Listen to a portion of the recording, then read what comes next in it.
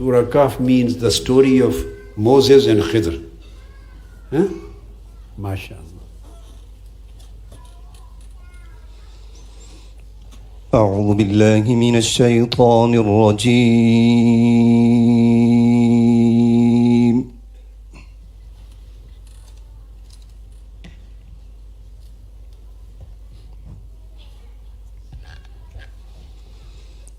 بسم الله الرحمن الرحيم.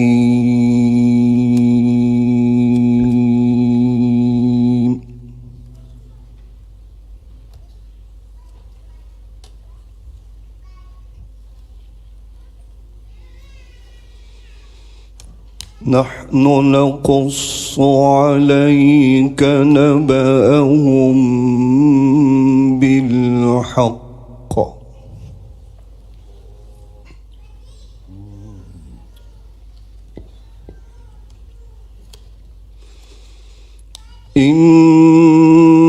إنهم فتية آمنوا بربهم وزدناهم هدى.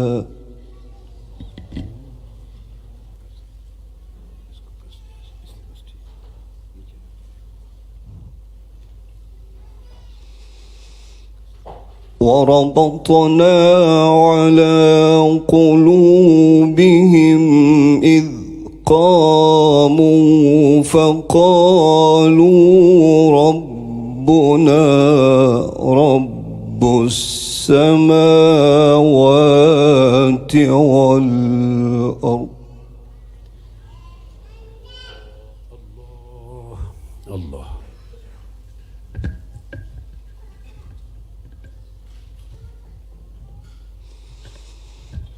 فقالوا ربنا رب السماوات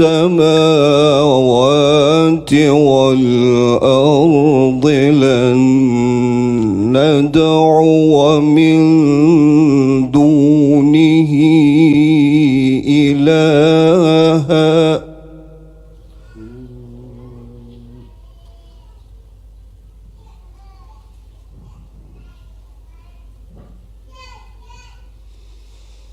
لن ندعو من دونه إلها لقد قلنا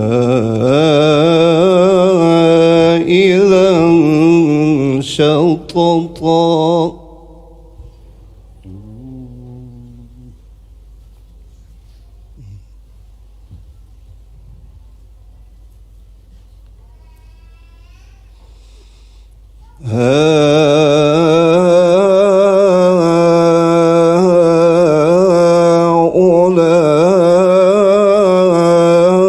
هؤلاء قومنا اتخذوا من دونه آلهة. Allah.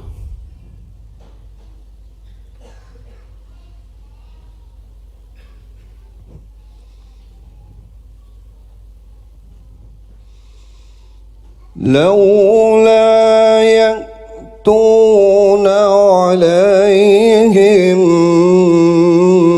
بسلطان بين.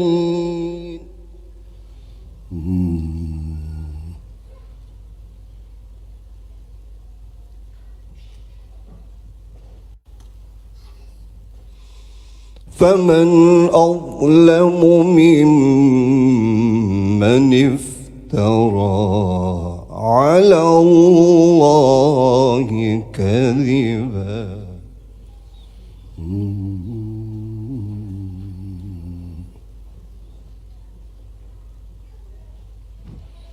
Allah.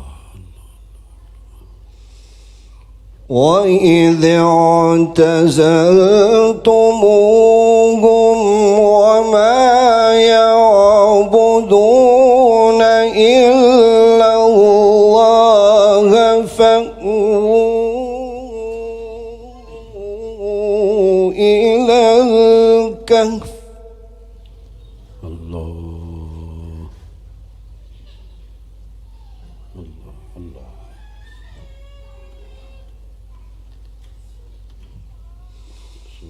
وإذ اعتزلتموهم وما يعبدون إلا الله فأووا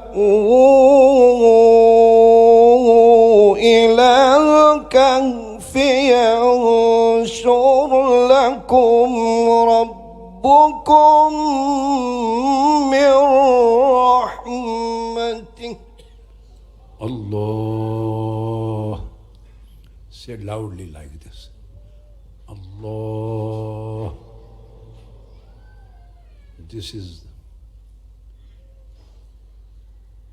These are the words of your real beloved. And listen as the intense lovers used to listen to their beloved's words.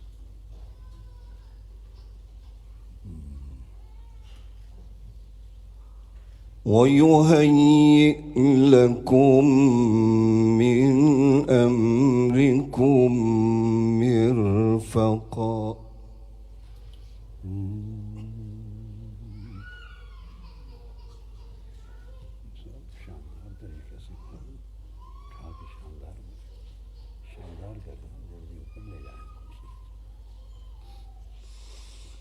وترى الشمس إذا طلعت تزاور عن كهفهم ذات اليمين وإذا غربت تقرضهم ذات الشمال وهم في فجوة منه. Allah. आवाज थोड़ी और ज्यादा करवा दें, आवाज sound ज्यादा करवा दें, कान पे हाथ रखें ना, जैसे कान पे हाथ रख के पढ़ते हैं खूब, आवाज ज्यादा करवा दें। ये भी दे दें एक और इनको, पढ़े जो वायर है, वायर है, ये भी साथ रखो।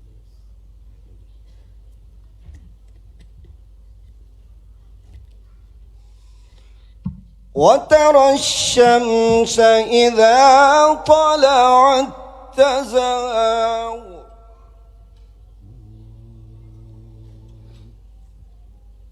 दाऊद आप कर लेना भाई बेटे, मैंने इसको ना छेड़े, ऊपर टूट ना जाए। हाँ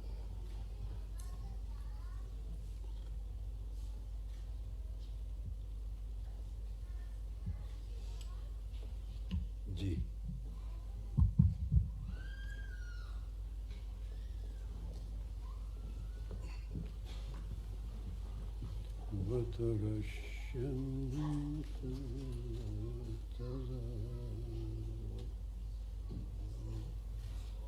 وترى الشمس إذا طلعت تزاور عن كهفهم ذات اليمين وإذا غربت تقرضهم ذات الشمال.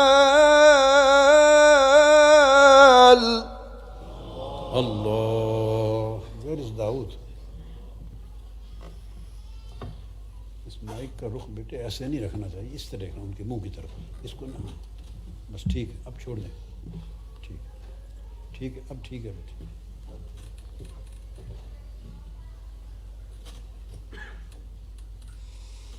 وإذا غربت تقرضهم ذات الشمال وهم في فجوة منه ذلك من آيات الله من يهد الله فهو الله الله الله أحسنت أحسنك الله وأكرمك الله طيبك الله ونورك الله طول الله عمرك ونور الله صدرك بنور القرآن.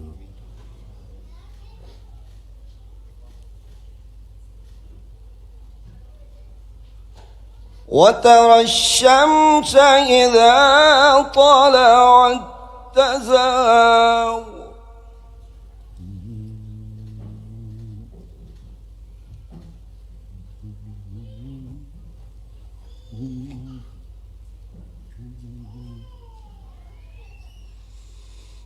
وترى الشمس إذا طلعت تزاور عن كهفهم ذات اليمين وإذا غربت تقرضهم ذات الشمال وهم في فجوة منه ذلك من آيات الله.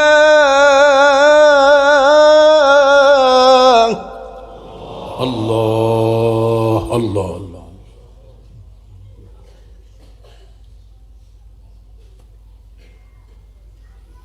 من يهد الله فهو المهتد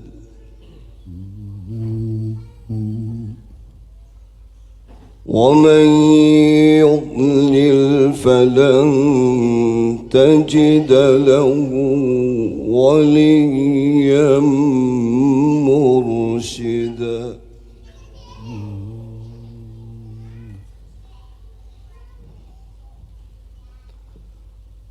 وتحسبهم أيقاظا وهم رقود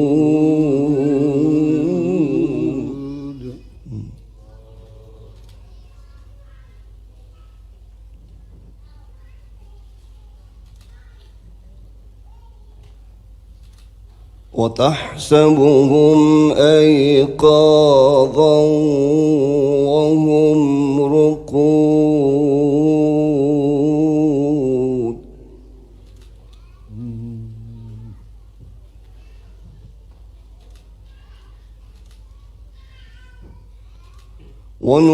ونقلبهم ذات اليمين وذات الشمال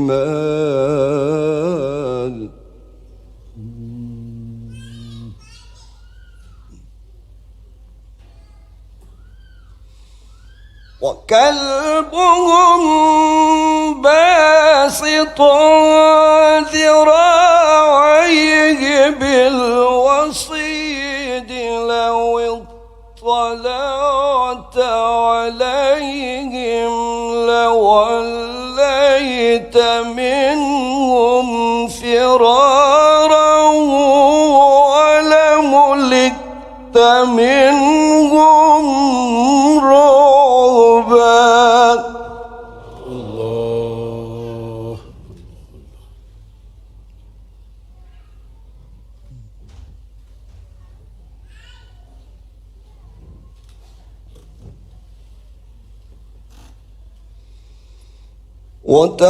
وتحسبهم أيقاظا وهم رقود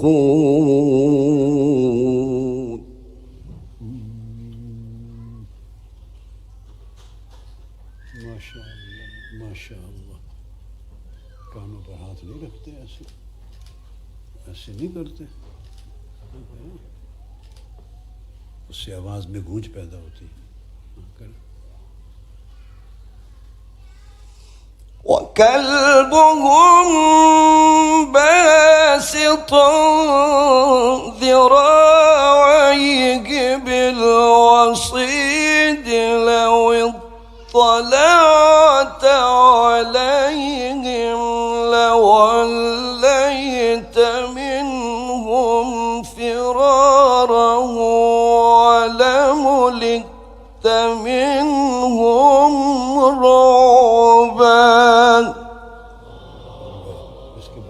30वें पारे की कोई सूरत छोटी आयतों वाली कोई खूबसूरत बहुत शानदार कैफ पैदा करे।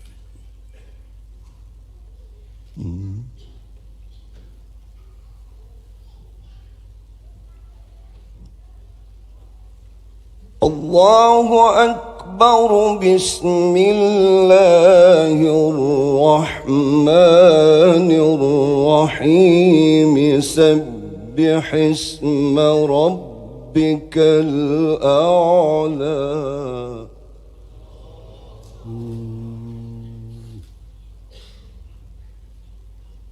الذي خلق فسوى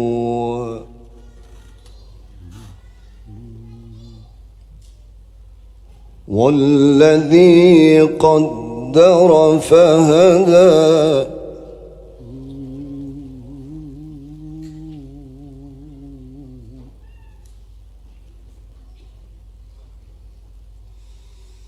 والذي أخرج المرعى فجعله غثاء أحوى سنقرئك فلا تنسى إلا ما شاء الله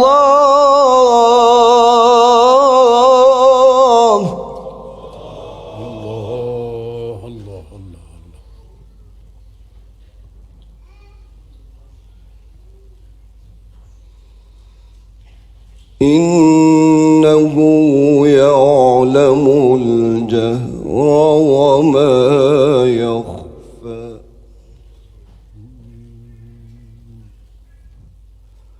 ونيسرك لليسرى فذكر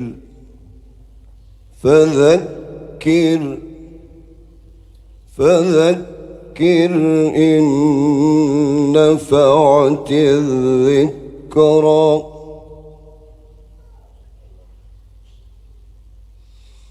سيذكر من يخشى ويتجنبها الأشقى الذي يصلى النار الكبرى ثم لا يموت فيها ولا يحيا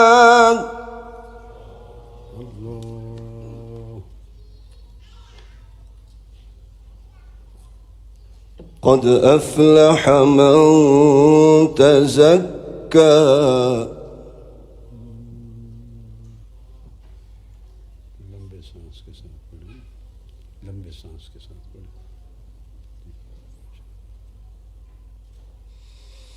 وذكر اسم ربه فصلى بل تؤثرون الحياة الدنيا والآخرة خير وأبقى إن هذا لفي الصحف الأولى صحف إبراهيم وموسى صدق الله العظيم. ما شاء الله ما شاء الله. MashaAllah, Jazakallah khair to Qari Shafiq Ahmed Naimi Al-Azhari of Canada for a soul-stirring, heartening recitation of the Holy Quran. I'm sure that you all agree with me in that Allah subhanahu wa ta'ala has blessed him with a unique power in his voice to present the glorious verses of the Quran with such splendor and beauty. May Allah continue to bless him. Ameen. To continue with proceedings, I would like to, and may I kindly invite Shaykh Hamad Mustafa Al-Qadri Al-Madani to recite some beautiful verses in the praise of the Holy Prophet, the best of creation, sallallahu alaihi wasallam. Shaykh Hamad Mustafa Al-Qadri Al-Madani.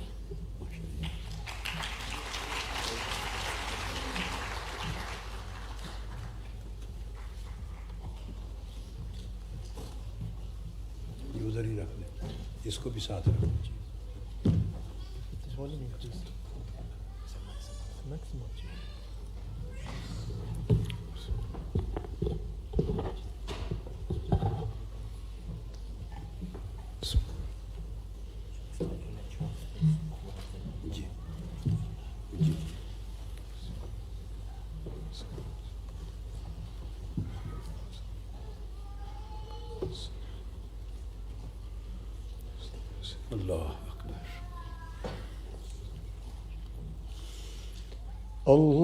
اللهم صل على سيدنا ومولانا محمد. اللهم صل على سيدنا ومولانا محمد.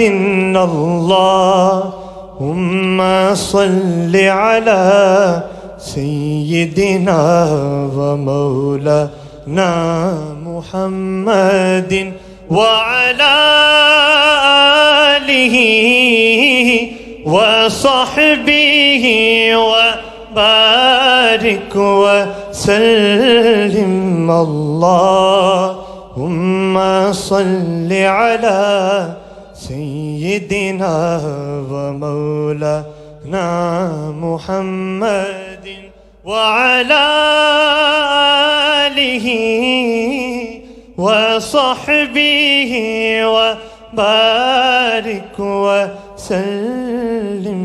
اللهم صل على سيدنا ومولانا محمد.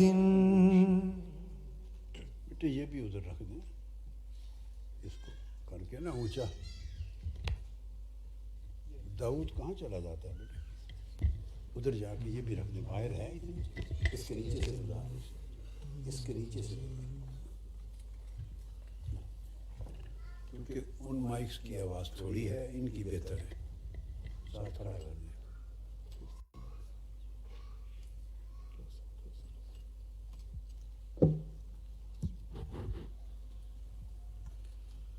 अल्लाह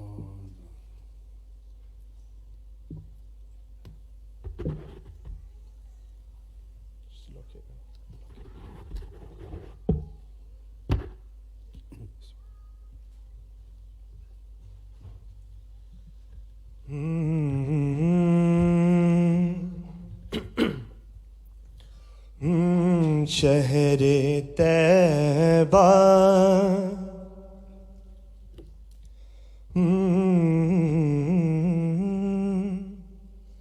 शहर तैबा तेरे बाजार महकते होंगे. शहर तैबा तेरे बाजार महकते होंगे. शहर तैबा तेरे बाजार महकते होंगे. तेरी गलियों से जो सरकार गुजरते होंगे. तेरी गलियों से जो सरकार गुजरते होंगे. शहर तैबा हुस्न कामिल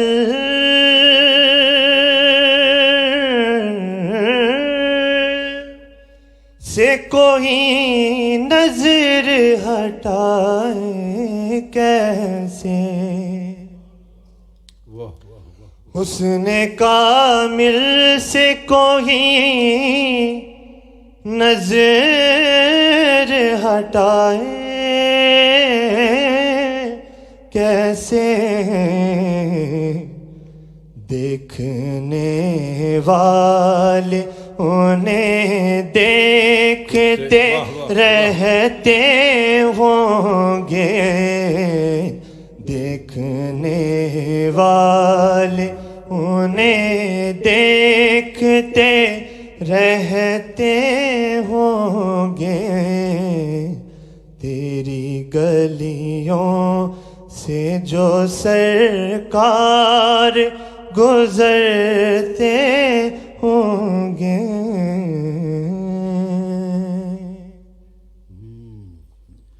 जाके जिब्रील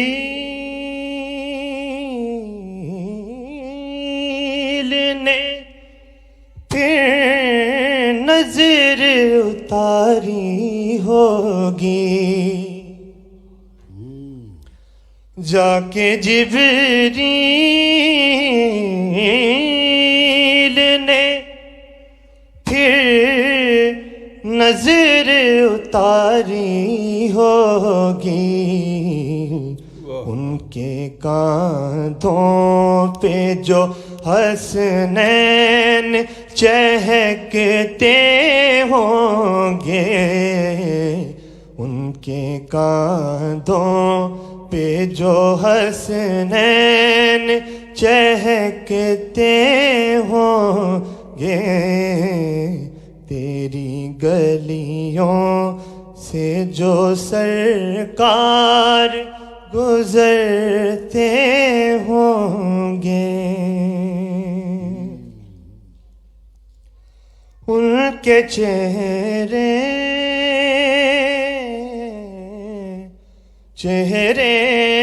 पे नजर कैसे ठहरती होगी, उनके चेहरे पे नजर कैसे ठहरती होगी, मैं तो हैरान हूँ दिल कैसे संभलते होंगे, मैं तो हैरान हूँ दिल कैसे संभलते होंगे, शहरे तैबा तेरे बाजार महकते होंगे, तेरी गलियों। माशाअल्लाह,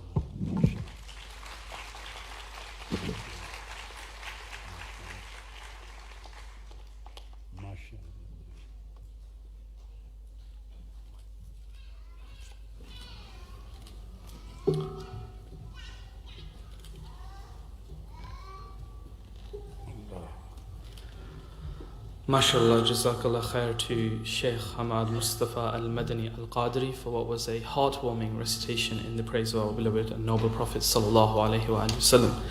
Without further ado, I would not like to become a barrier between the time you spend with our beloved Shaykh.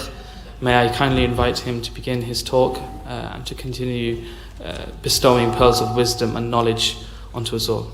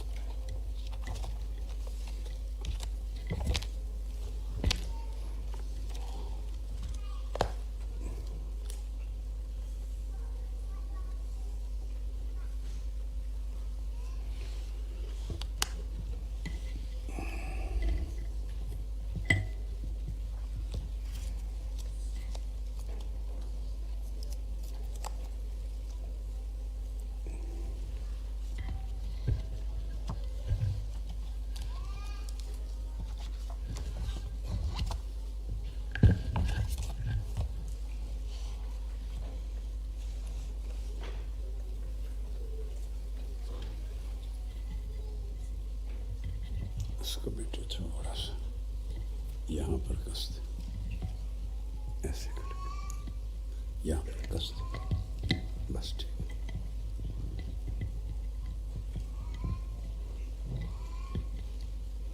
इसको भी इस तरह,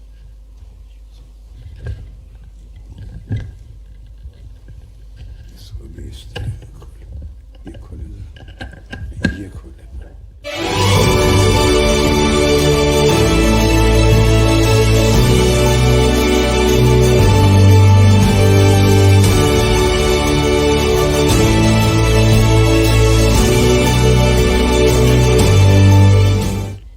Waqas, you are sitting, and I think Shahib is sitting, and Bilal, you have come from Egypt, huh? And you go back to Egypt. Acha, you are here now. Any one of you can choose to edit all this subject. You can get the relevant material from me.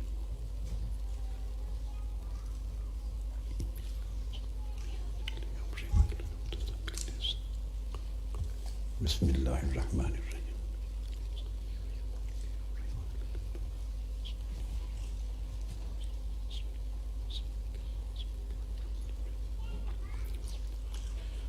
Nahmaduhu wa nusallimu ala sayyidina wa maulana Muhammadin رسوله النبي الأمين المكين الحنين الكريم الرؤوف الرحيم أما بعد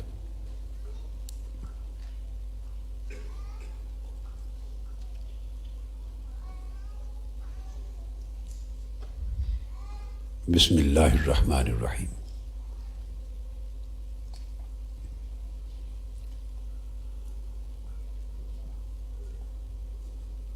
My dear brothers and sisters and beloved sons and daughters,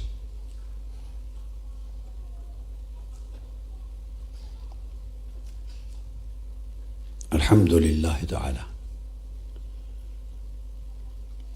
by the grace of Almighty Allah, we discussed yesterday the subject of AL-REHLA WAL-Hijra.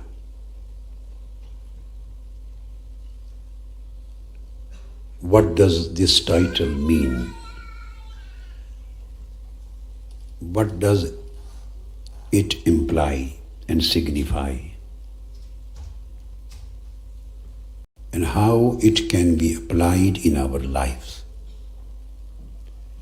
And what is the link and connection between these two words? AL-REHLA, the migration, and sohba, the companionship. And if I want to conclude or summarize the whole discussion of yesterday in one sentence, so I would say that AL-REHLA is departure and sohba is arrival.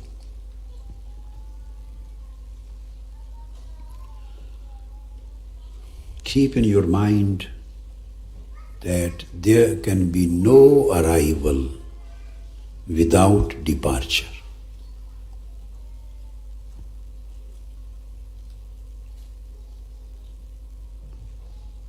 If you want to arrive at any station,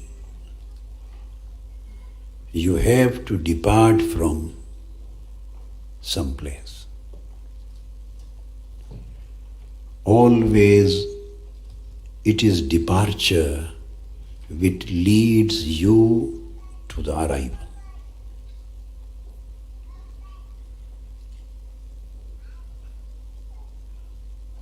Departure, if it is real departure, it has a guarantee in itself of union.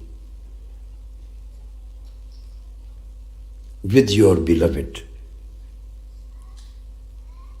If the journey is saved and protected by the dangers or by wrong effects. So there are three stages. The stage of departure, of departing, then keeping your journey and travel protected from calamities and disasters. And these are different effects which lead you to misguidance. Different factors which take you away from the right path. So this protection is needed during your journey. And then your arrival depends upon where you want to arrive at, what destination you have fixed in your mind. But definitely,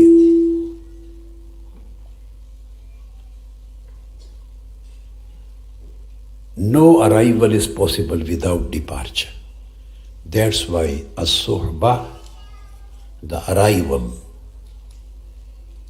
depends upon the real al-rihla, real departure. Sometimes departure, migration, traveling does take place, but sometimes it is from lower state towards higher state. Sometimes is other way around. The departure and traveling takes place, but from a higher state to a lower state. The second kind of departure, from a higher position to a lower position, had already taken place in our life. In every single soul.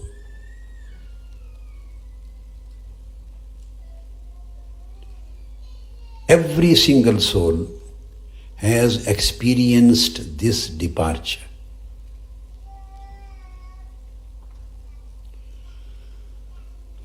But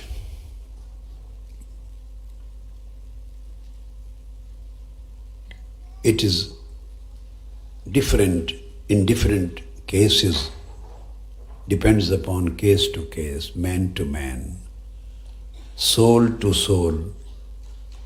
Some souls realize it and some are unaware of that loss or that damage which occurred in the form of the first departure, which was from the higher stage to the lower one. That departure was the separation. Now I have ended up the first subject. Now the second subject is starting.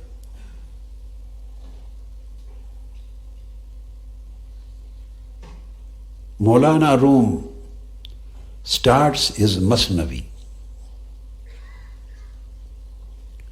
from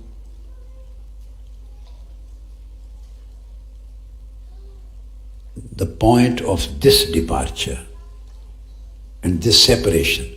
So instead of departure, now I would say separation.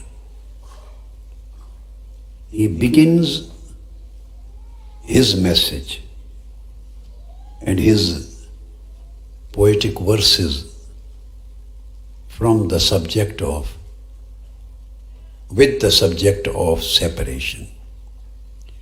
And he says,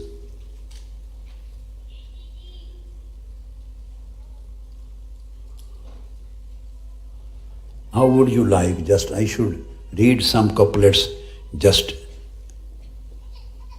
in a common way or little bit like the itikaf style. Huh?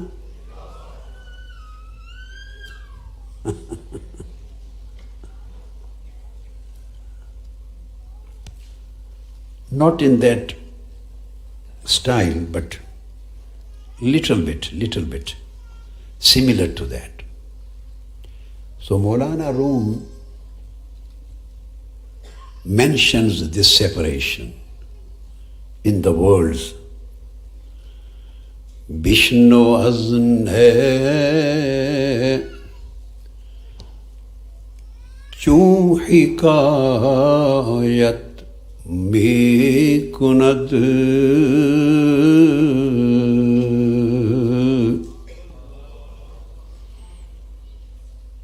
Vishnu अज़ने क्यों शिकायत में कुनद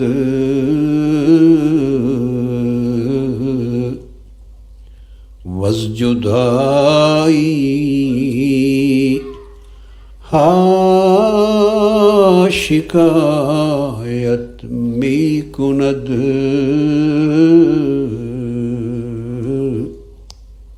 He says Vishnu azne chu hikayat mi kunad.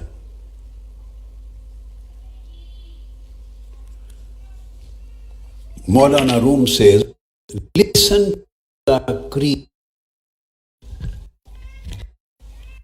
Listen to the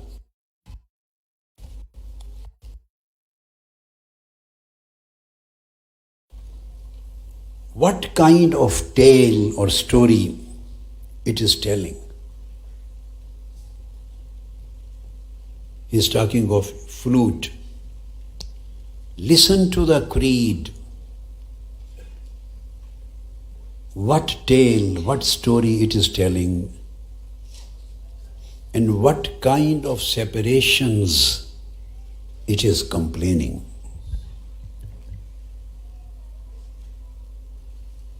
The word ne, creed,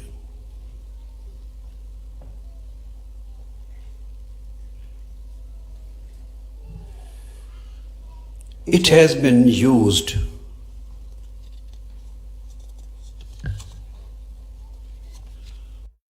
for the spirit, which we say soul. These two words are used for same. Some people use the word soul for ruh. Some people used the word spirit for ruh and soul for nafs. But mostly both words give the same sense. It is commonly understood when we say. So if we say soul, it means spirit.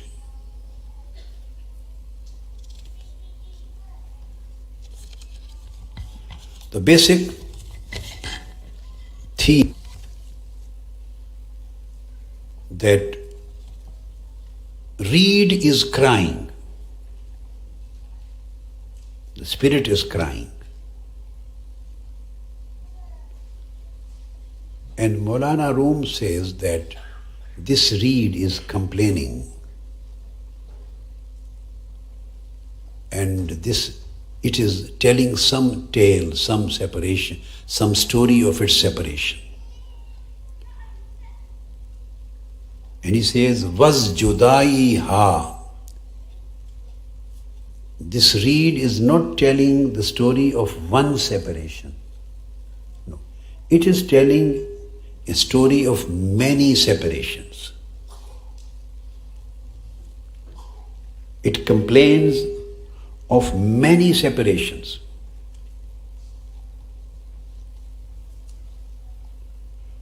The question is, what are those separations? And how many separations are it has gone through, and about which this reed is complaining? How many separations?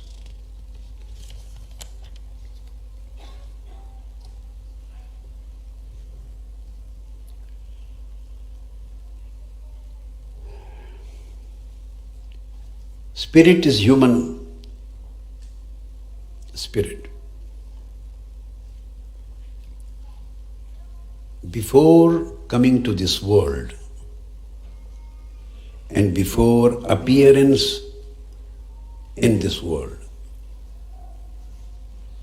human being in the form of spirit, soul, has been living in different worlds.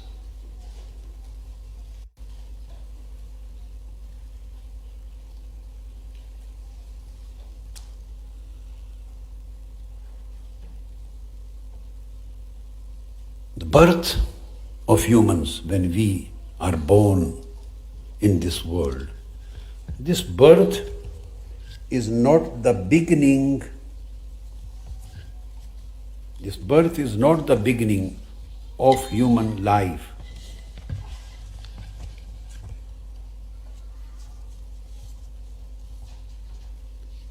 Neither this birth is the beginning of human life, nor our death is the end of our life.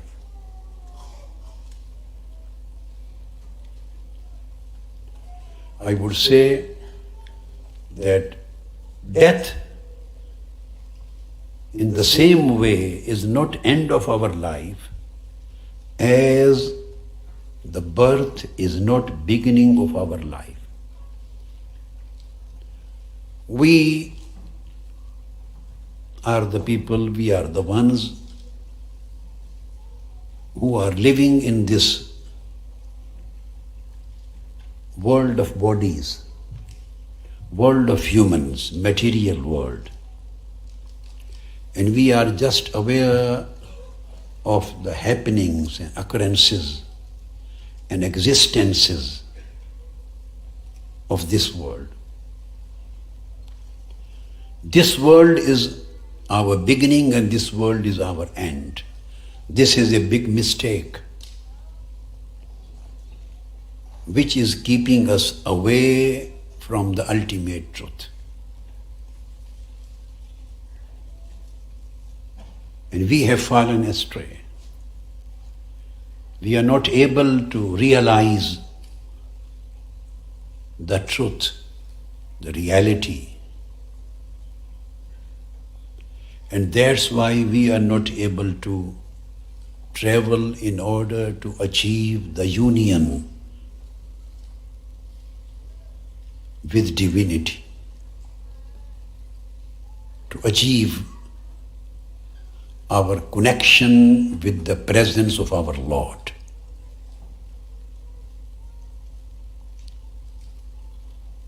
And we are unable to receive the reflections of His beauty in our inner selves. Because for us, this world is everything. We can't see beyond it. We can't see behind our birth, and we can't see beyond our death.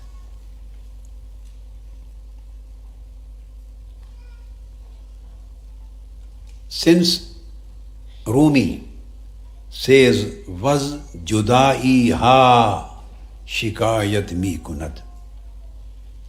This reed is complaining about many separations. But just he has said this word.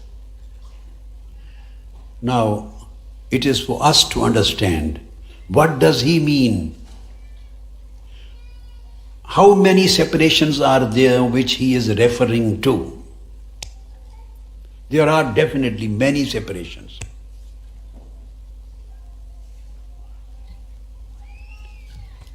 The first of the separation is the separation from the realm of angels, angelic realm, angelic world, that is Alamul Malakut. Before coming to this world, human being in the form of his spirit was living in the world of spirits, in the world of angels. In that world of angels, is also known as Alamul Amr, the world of divine command, because the divine command of Almighty Allah is received in that realm. That's why it is known as realm of command.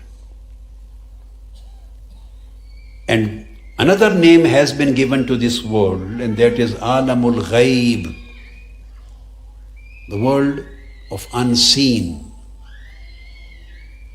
Because that world where angels live, where spirits live, the alam which receives the divine command of Almighty Allah, that is Alamul Ghaib. It is unseen because it is beyond our perceptions. It is beyond our perceptions. Since it is beyond our perceptions, so it is beyond our conceptions. You know, I have mentioned in many lectures, maybe in Urdu lectures, I don't remember I could get any chance for discussing this subject in any English audience. Do you remember? But Majalisul Ilm and certain other Urdu lectures I have been discussing. Our concepts are totally based on our perceptions. Perceptions are the outcome of the functions of our senses, of our organs. We see, and eyes, this seeing, send a message to our mind, brain. We hear, a message goes to our brain. We smell, a message goes to our brain. We touch, and the message goes to our brain. We feel, a message goes to our brain. We taste, a message goes to our brain. All these sensual organs are always sending the messages, these perceptions go to our brain. Brain is a factory. It has different functional departments. They have different functions. They receive the voices, they receive the meanings, the images, they retain, they connect them together. Finally, they produce a final product. So there is a whole system working there. When after our perceptions are organized, so the organized perception becomes conception. So conception is always based on perception. There can be no proper conception without perception. Whatever the scientific research say, it also starts its journey. The scientific research starts its journey from observation. It is a perception, observation. Then the scientist continuously goes through many processes. Experimentation and experiments. Finally, he achieves the stage of theory, hypothesis, then stage of theory. Then after long time, after the conformity and consolidation, when in all experiences and experiments he receives the same, then he achieves the stage of law. So science, whatever law science gives to us in any particular matter, this is law of motion, this is law of gravitation, this is relative gravity, whatever the science is giving to us, it always has undergone through lot of experiences based on perception. The foundation is perception. Doctors prescribe you their diagnosis, their diagnostic science, their prescription, everything is based on perception, symptoms. Then blood tests, then MRIs, everything is based on observation, perception. It is perception which takes you to certain conception, to certain realization. and it becomes a knowledge. So our whole knowledge is based on perceptions, which are created by our senses. So conception are based on perceptions. Whatever cannot be perceived, and it was never perceived, and it is not perceivable in its nature, we won't be able to perceive any time, which is beyond our perceptions, so we will never be able to conceive it properly. Our problem is that we want to create the conception about the realities which are beyond our perceptions. We want to conceive, we want to understand, we want to make a concept, we want to give an opinion, to develop our idea, our faith, based upon our experiences, our knowledge, based on perceptions and based on whole material experiences of material world. So that's why that world which is beyond perceptions and conceptions, that is known as Alamul Ghaib, the world of unseen. So there is one separation which has been experienced by human soul. There was a time when human in the form of its soul, used to live in that Alamul Ghaib. Before he was sent down, or it was sent down to the womb of its mother, before it appeared in this world. So that was its nuzul, its revelation. So before that, he lived unimaginable long time. One cannot imagine how long time of its stay was. He stayed there for maybe millions and billions of years. Allah knows better. So in the human being developed his companies over there. They were his fellow beings. Angels used to live there. The arwah of Anbiya, Awliya and human beings used. Arwah are nur, they are light. They used to live there. They were these two creations, men. And then there were tasbihat, glorification of Almighty Allah. All the time there were sounds of takbir and tahleel and tasbih and istighfar. There were prostrations. There was invocation of the name of Almighty Allah. And they used to receive the commandments of Almighty Allah. And this was the world of purity. There was no impurity in that world. So then there was no humanly desires related to our material or physical body. There were no lusts, there were no greeds, there were no hatreds, there was only love. There was no narrowness, there was just openness. There were no crude people. There was no anxiety, there was no depression, there was no problem, there was no anger, there was no jealousy, there was no arrogance, there was no hypocrisy, there was no lying. All bad habits which human soul has seen, has experienced after coming into this world. This soul has never experienced these kind of bad traits in that world.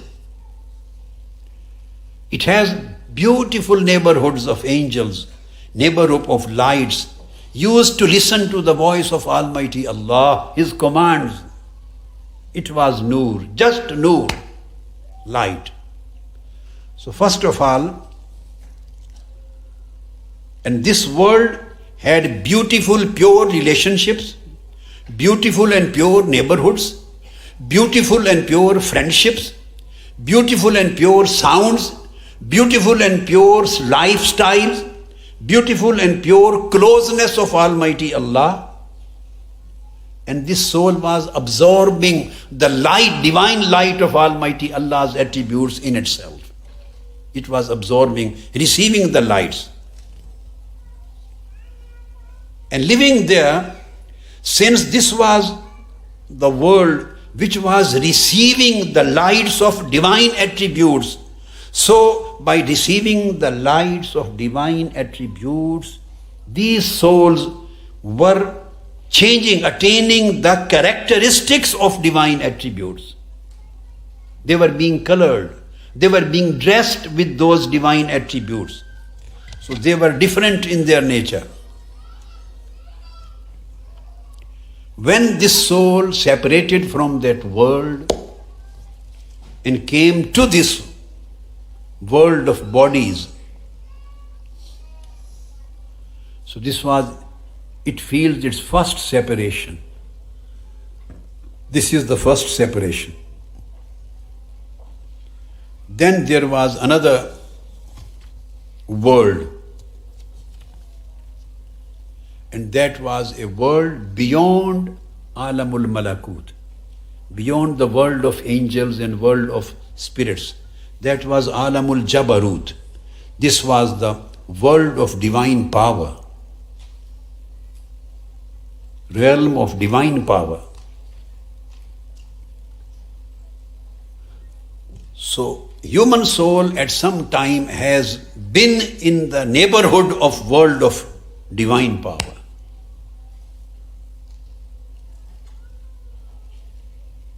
And this world of divine power means this was the world of the divine names of Almighty Allah, the lights of the names of Almighty Allah, and the lights of attributes of Almighty Allah. Anwarul Asma'il Ilahiyya, lights of the divine names of Almighty Allah. Anwarus Sifatil Ilahiyya, lights of the divine attributes of Almighty Allah. So that Alamul Malakut, the world of angels and spirits, was Alamul Amr, the world of command, where the divine command was being received. And this world of Jabarut is known as Alamul Amr too, Alamul Jama'. This was the realm of union. This was the world of union. So here human soul was observing the beauty of Allah's name and beauty of Allah's attribute.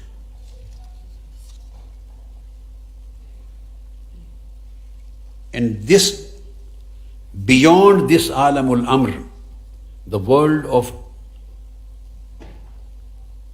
divine command, was the world of divine attributes, and beyond the world of divine attributes, there was another world known as the world of divinity, Alamul Lahut. This was the realm of divinity. This was the world where Allah's command was coming from. So human soul at some time has been experiences all closenesses and all proximities of these worlds. So human soul, before coming to this world, was acquainted with the love of Almighty Allah's command, with the love of Almighty Allah's divine names, with the love of Almighty Allah's divine attributes, and with the love of Almighty Allah's divine power, and the love of divinity and the lights of divinity. This soul, human soul, had received the part of all these beautiful qualities and characteristics and lights and influences in it. That's why it was and it is pure of every kind of greed, and pure of hatred and jealousy, and pure of rivalry and arrogance, and pure of grudges, and pure of physicality, pure of human lusts, then what happened? Almighty Allah says, لَقَدْ خَلَقْنَا الْإِنسَانَ فِي أَحْسَنِ تَقْوِيمٍ. Indeed, we have created man in the best of the constitution, in the best of the form and manifestation. That was the best constitution and creation of man, which we have already talked about. Then it is the same thing has been mentioned in the Holy Quran, ثُمَّ رَدَدْنَاهُ أَسْفَلَ سَافِلِينَ. ثُمَّ رَدَدْنَاهُ فِي أَسْفَلَ سَافِلِينَ. Then we sent it down to the lower of the lowest.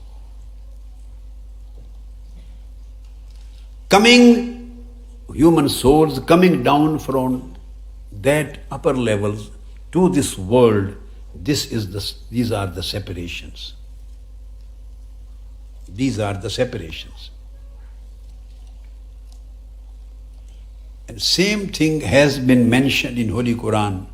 One you have already listened, that the human being was created in the best of the forms, then it was sent down, this form was sent down in this world, this lower world. But at another place it is stated in Holy Quran, that is very interesting, very important point to be understood. One can say that how do we know that insan, the human being or human soul, was really living in that world or in those worlds? So this has been mentioned in Holy Quran. But normally we don't reflect it. It doesn't reflect in our mind. We don't concentrate on this point. It is stated in Surah Ad-Dahr, Surah 76, verse 1. It is stated in Quran, هَلْ أَتَى عَلَى الْإِنسَانِ حِينٌ مِّنَ الدَّهْرِ لَمْ يَكُنْ شَيْئًا مَذْكُورًا. Surely there has passed over man a period of time. Almighty Allah says, indeed, a period of time has passed over the man, over the human being, when he was not a thing worth mentioning. Lam yakun shay'an madhkura. Almighty Allah has declared that a specific period has passed over the man, on human being, when he was a shay, he was a thing, but not mentionable. It means the man at that time used to exist.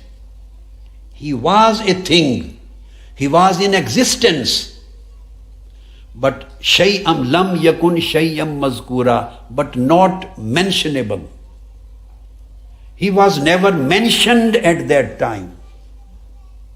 Or nobody, if he was not mentioned, it means that there was no one else to mention him. When one says that he existed at that time, but his existence was not mentionable, you can't mention it. No one else was there to mention it. No one was else there to describe about his existence, to describe his existence, to entail his existence. So the existence of man was there. Almighty Allah didn't say at that time that the man was about say that human being was non-existent. He didn't say this. He did not say that he was ma'doom, that he did not exist. No, Quran says that there was a time that he did exist, but he was not known. He was not discovered. He was not mentioned. He was not conceived. He was not perceived. There was no one to know him or mention him or describe him. This was the time of the existence of human being when even the heavens and earth were not created.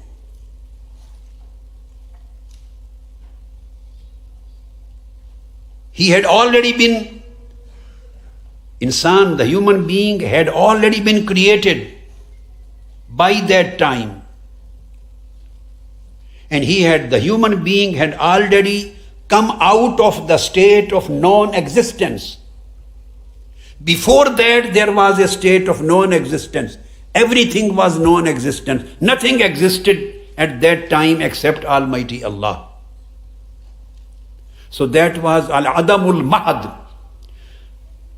It was total non-existence except Almighty Allah. He was, and nothing else. But when he started creating the creation, he created the man not in the physical sense, not in the physical form. It was in the form of light. And Quran says that was the time, Hal ata alal insan. And Almighty Allah has named him as insan, human. This title, the nomenclature has been given, that insan used to exist. He was in existence, but it was not mentionable. Nobody knew about its existence. So it means that this insan or human being at that time had come out of the state of non-existence. And he had been brought to the state of existence.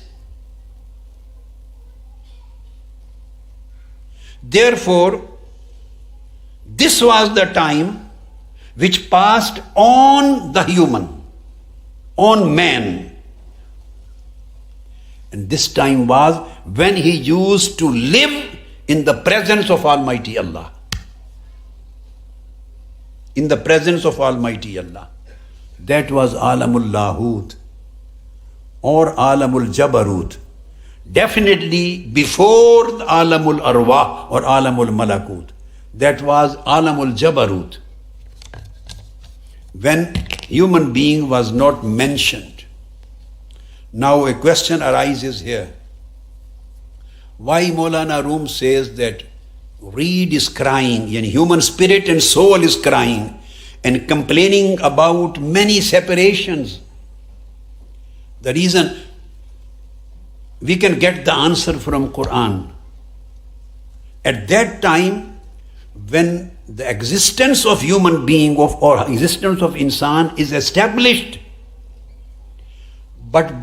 and with the name of insan, but he was not mentionable. Nobody was there to mention it. The question arises that how he was given the name of insan. Where did this title come from? How was he identified with the title of insan when he was not mentionable and nobody else was there to describe him? This is very interesting. And Quran says that the period passed on at that time, the being on which that period was passing on was insan. So it means this title did exist at that time. So why this title was given to him? Who did give this title to him? And what was the reason of giving this title to that existence? What became the origin of the existence of that title?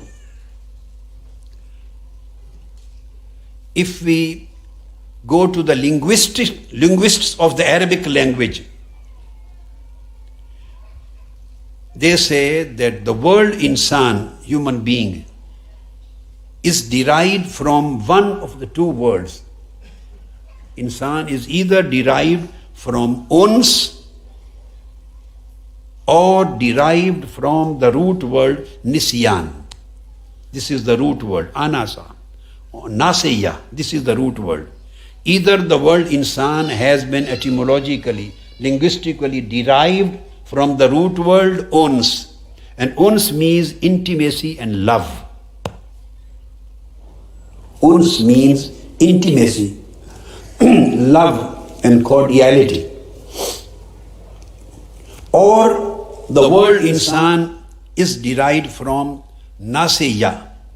It is nisyan. It means forgetfulness, that he forgets. Anasa, uns means he loves someone. He loves. He gets intimate to. He loves someone. Nisyan means he forgets something. Either it is derived from this word, uns or love, or it has been derived from nisyan or forgetfulness. If we refer to its first meaning, we take the first root word, and that is uns, anasa. So it means that the word insan was given to this being, to this existence, because of uns, the love, intimacy. So he developed a love for someone. This was a being. In that world, when its first existence took place, non-physical, in the form of light, when he started coming into existence, and this title of insan was given to him. Why this title of insan was given to him at that time? Because this being has developed love for someone. Who else was there? Whose love developed in this being? There was nobody else, because Quran says, Lam yakun shay'am madhkura. Only insan existed. And there was nobody else who could understand him, who could perceive him, who could conceive him, who could describe him, who could mention him. He was not mentionable. If he was not mentionable, it means there was nobody else to know him. If there was nobody else to know him, who would love him and whom would he love too? Whom would he love? And why would he love? There is nobody else to be loved. There is nobody else to be known. There is nobody else to be seen. Why would he love anyone? Because there was none.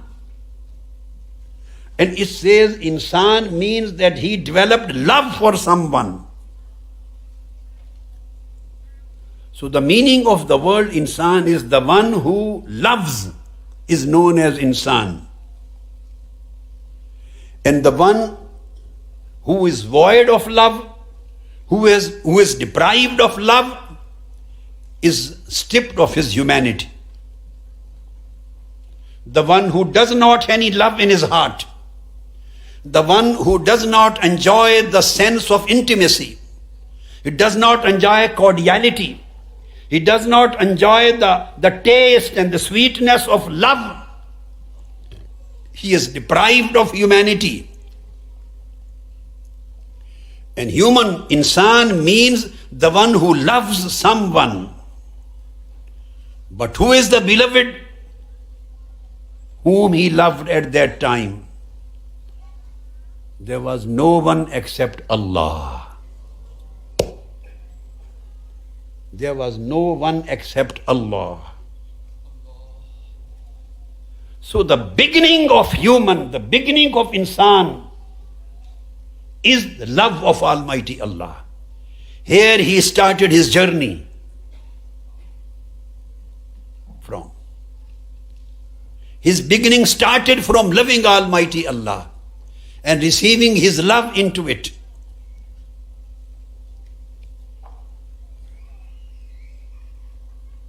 This is one meaning. So he started his life, the human being, insan, started his life in Alamul Jabarut, when nothing did exist, nothing was in existence, and insan came into existence. So he started his life from the love of Almighty, with love of Almighty Allah. He got this intimacy to Almighty Allah. He got this nearness and closeness and proximity to Almighty Allah. So he received the lights of the love of Almighty Allah into it. Now coming to the second root word. If we consider that insan is derived from nasiya, from nisyan, it means forgetfulness. The insan is the one who forgets. This is the other meanings. So what did he forget which gave him the title of insan? Coming to the second meaning, second proposition, second option. Yes, we take it too, that the forgetting is inbuilt in loving. The more you develop the love, you keep on loving someone, and the love keeps on increasing in you. When the love achieves the stage of its climax, the climax of love is that you start forgetting every other thing except the beloved. So love includes forgetfulness. Loving and forgetting, they go side by side. The more your love increases, the more you get focus on your beloved. This is the message what Maulana Room says, and I am explaining. He used the word Judai ha. This reed, the spirit is crying and complaining of many separations. Now it's up to us to understand. Maulana Room stops. He doesn't go into the detail. He said, there are separations. And this reed is crying of many separations. Now, it is the responsibility of the reader, or at least the explainer or interpreter, his responsibility to explain what kind of separations Maulana Room has referred to. So there are separations of different worlds.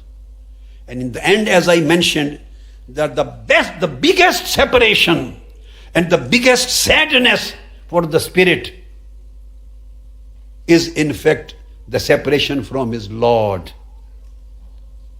The separation from the presence of Almighty Allah's presence. The separation from his nearness and proximity and closeness. And the separation from his direct love. When nobody else, and the beautiful word which Quran has used is Lam yakun shayyam mazkura. It takes my mind to a specific state. One explanation I have already given, that human being was in existence and there was none else existed to know him, to understand him, to describe him and to mention him. One thing. There is another aspect of interpretation of this word. Lam yakun shayyam mazkura. That there was none else. If there was none else, it means it was complete seclusion.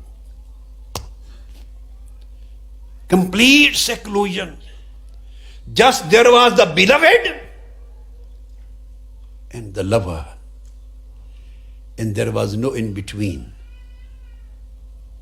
There was none else to disturb, none else to interfere with concentration, none else to interfere with this relationship of love, none else to disturb the meditation, none else to disturb the contemplation, none else to disturb the attraction,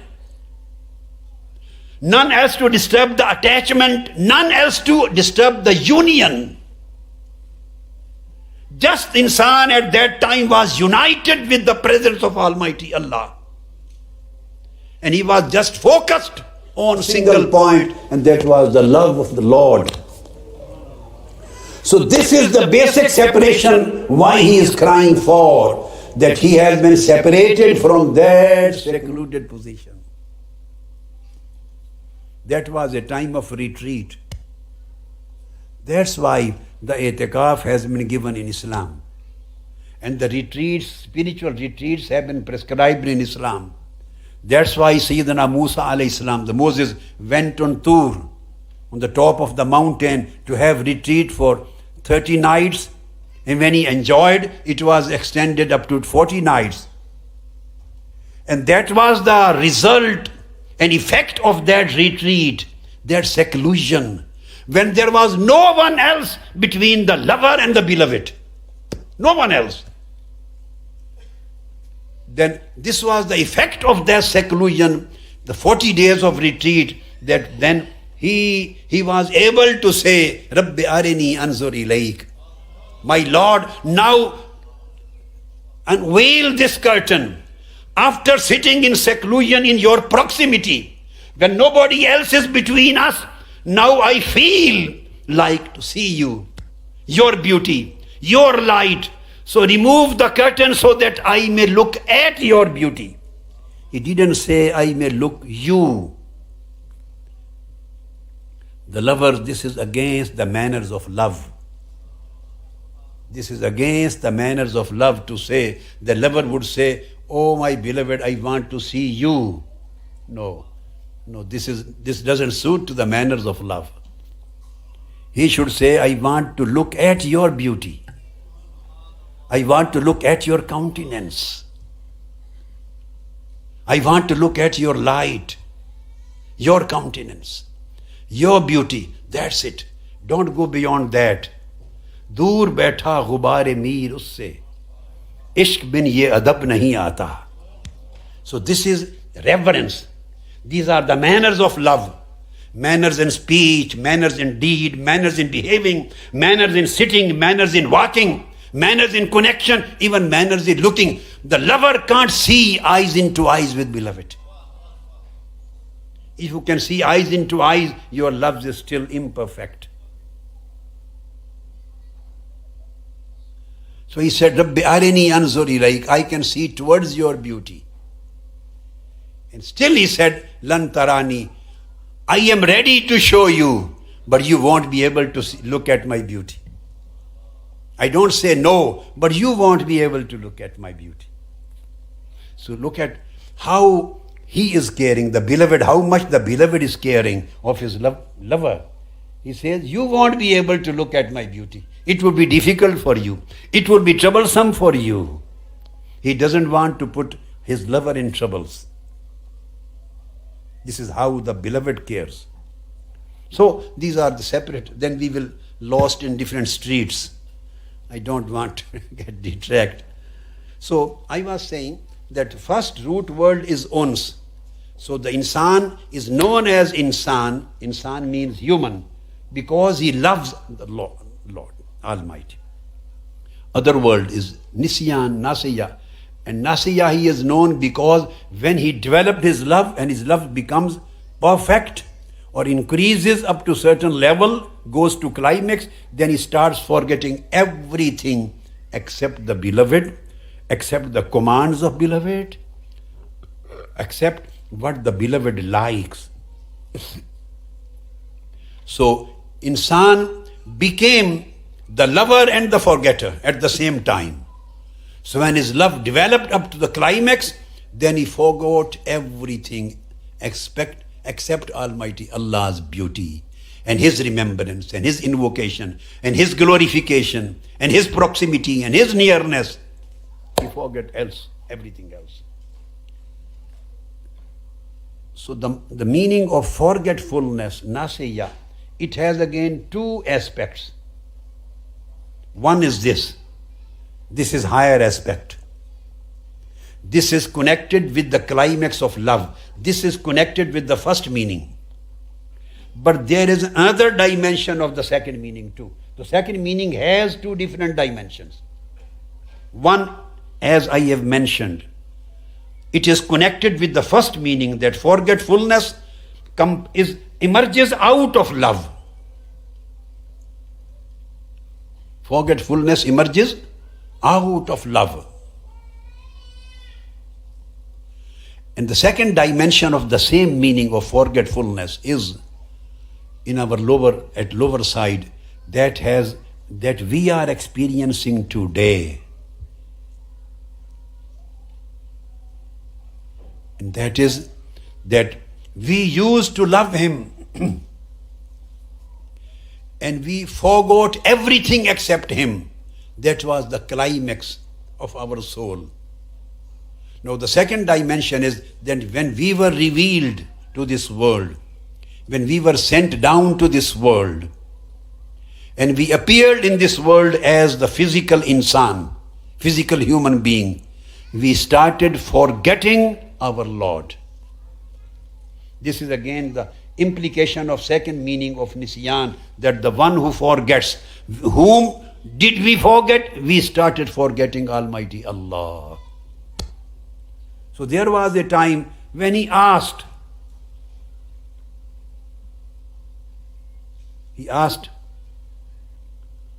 am I your Lord? Qalu bala. Alastu bi rabbikum? Am I not your Lord? So every single soul heard this voice. And the spirit in the form of reed, which is crying, he says, I still listen those words. And sweetness of that voice is still in the ears of my heart. If I close my eyes, I can still imagine the beauty of those lights.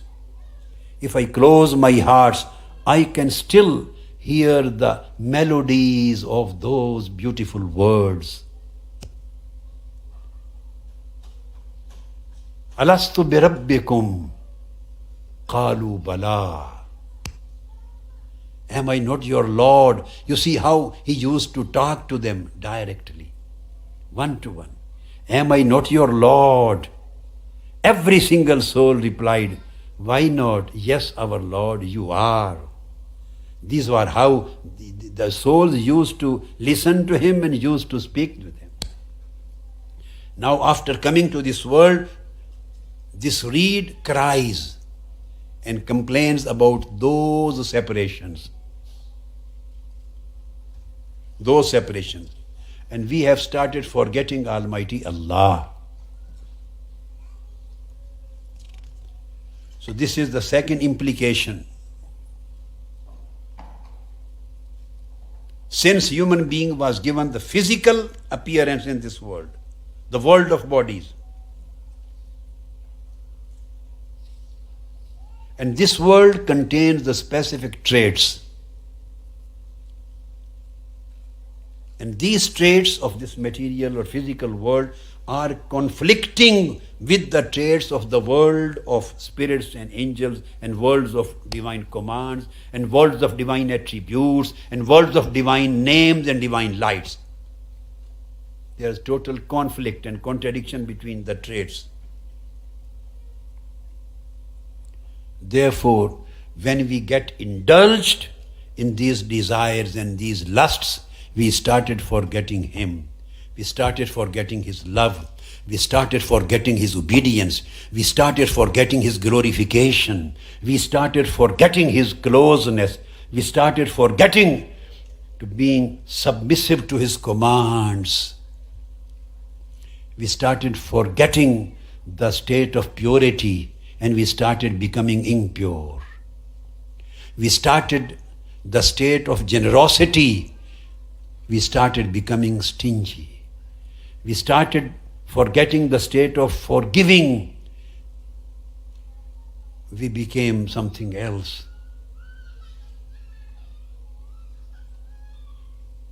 So we started the state of love. We converted into state of hatred. We became angry people. We became crazy people. We became lusty, people of lusts, people of worldly desires, people of arrogance, people of hatred, people of narrow hearts and narrow minds. So everything was changed and we forgot those things. That's why Maulana Room says here, Maulana Room, that this reed cries about. Now the spirit, the soul, now misses all those things, all those proximities and all those purities and all those beauties, misses, and it cries. And Maulana Room says, Bishno, just listen why this reed is crying, why this spirit, this soul in your body is crying, and what kind of separations she is remembering, it is remembering, and she is missing. I mentioned once this Urdu share of Akbar Ilahabadi, when he says,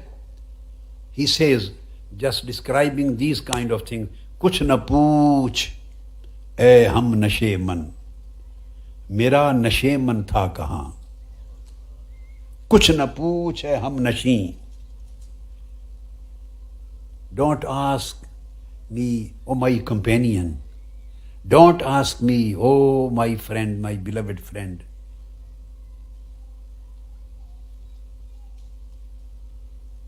Where I used to live, where was my nest? अब तो ये कहना भी मुश्किल है वो गुलशन था कहाँ. Oh my friend, now it has also become so difficult to me to identify not only where I used to live, where was that garden where I used to fly. Even I forgot that garden. I can't identify it. So many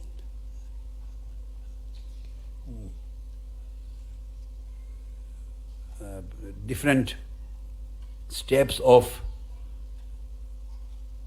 distances have come, layers of distances, layer of lusts, layers of physical world, and different tears have come in between myself and my old homeland. I can't recognize and identify, and even I can't remember where I used to live. Where was that garden? I forgot everything.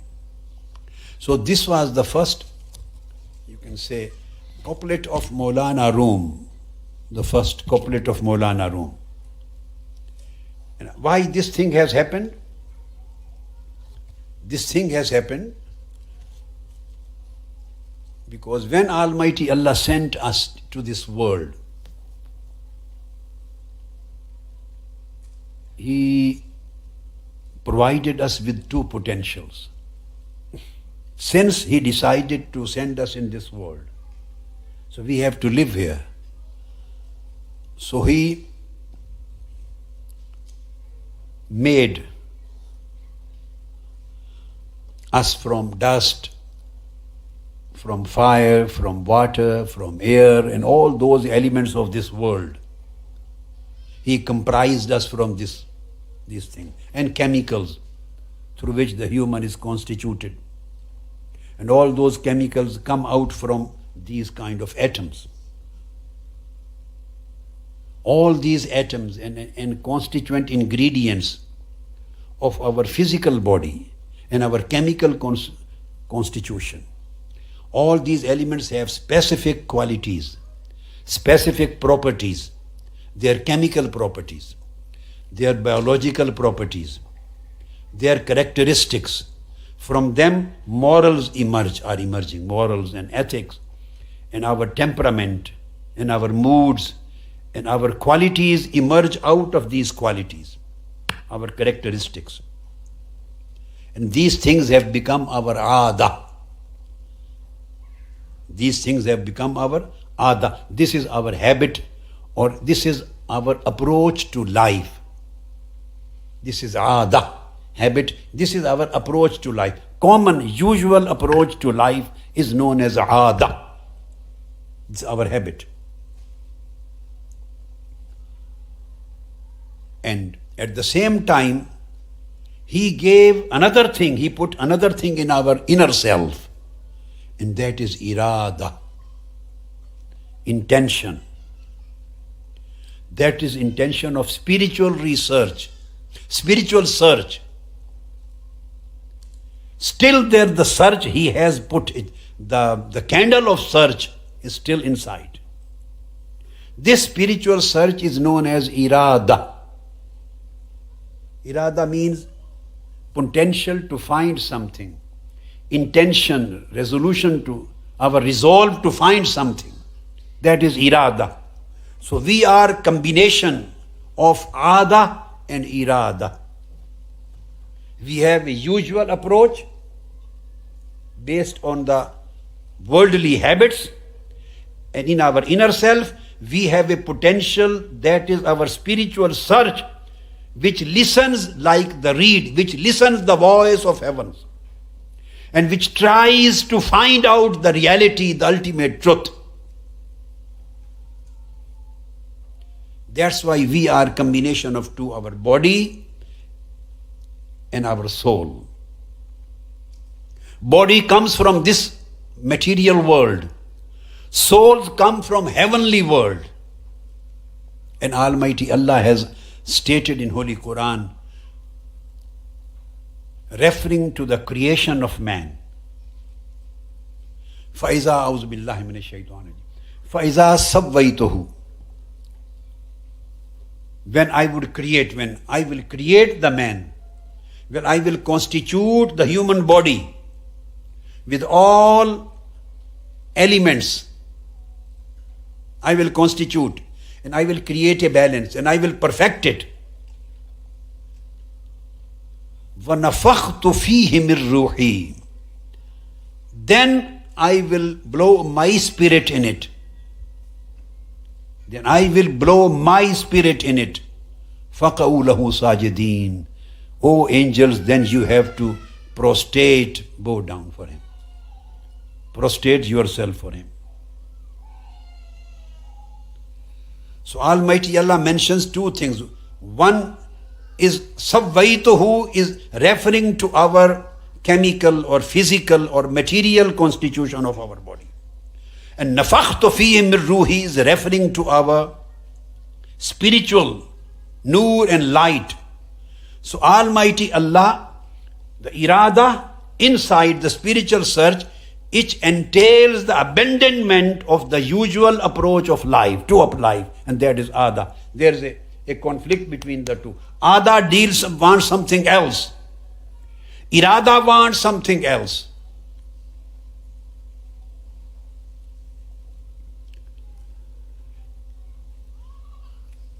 And Almighty Allah says in Surah At-Teen, ثُمَّ رَدَدْنَاهُ أَسْفَلَ سَافِلِينَ ثُمَّ رَدَدْنَاهُ أَسْفَلَ سَافِلِينَ. That after creating the human being in the form of the best of creation, then we sent him down in this world in the lowest of the lowers. And now Almighty Allah is further guiding him towards new migration. The next Al-REHLA and Al-Hijra. First Hijra brought him from heavens, from the world of proximity, world of divine command and world of divine closeness to this world. And now he says, oh man, if your reed is crying and you are listening to it and you feel that you should attain the same position, then living in this world, I show you a path. Living in this world, I show you a path. And that path is weaken your ada and strengthen your irada. Weaken your ada and strengthen your irada. The usual approach to life, where you live here, you want to eat, you want to sleep, you want to achieve everything for your own interest. You want to protect your interests and benefits. And that's why you develop your desires and lusts. That's why you develop your passions. You develop your desires. And if you don't get it, you become angry. If anybody disagrees with you, you become angry. If anybody gets more than you, you become jealous of him. So you develop jealousies, you develop anger. That's why if anybody you see, you don't like him because certain reasons, so you start hating him, you develop hatreds. You develop bad habits. All these things are based on ada. This is a usual approach to life. And this is based on your lower self. Weaken this ada. Bring all these desires and abilities and characteristics under control and weaken them. Bring them into a discipline, weaken them, and develop and strengthen the irada in yourself. And irada is the spiritual search of that lost reality, your lost station which you are missing and you are crying about. And in Surah At-Teen it is said, ثُمَّ رَدَدْنَاهُ أَسْفَلَ سَافِلِينَ. All those were sent to this lowest world. إِلَّا الَّذِينَ آمَنُوا وَعَمِلُوا الصَّالِحَاتِ فَلَهُمْ أَجْرٌ غَيْرُ مَمْنُونَ. In spite of living in this world, you have still a way to get united with the world of Almighty Allah's beauty. So this distance can be converted into nearness if you go on the path of piety and piousness. If you go on the path of self-vigilance and start this path from awakening and self-vigilance, I will explain that. And leave these huzus, the luxuries, and confine yourself to fulfilling the hukuk, the obligations. If you start this struggle in your life, then you will feel that in spite of living in this world, you will start another journey back to the original station. At present, we are being ruled by an-nafsul ammara. We are being controlled by the lower self. Bismillah.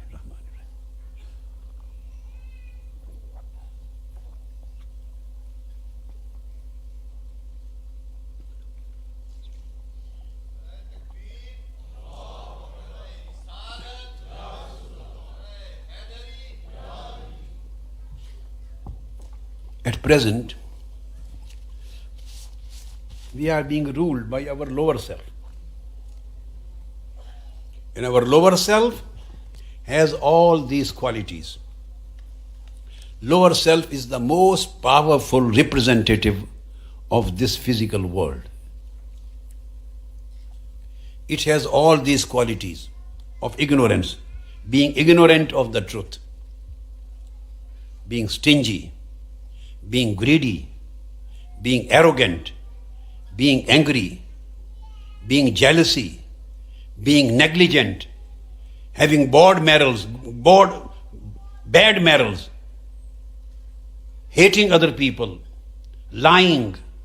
All these bad morals and habits are the characteristics of our lower self, and lower self represent in this material world. فَإِذَا سَوَّيْتُهُ. All these things are present in this lower self.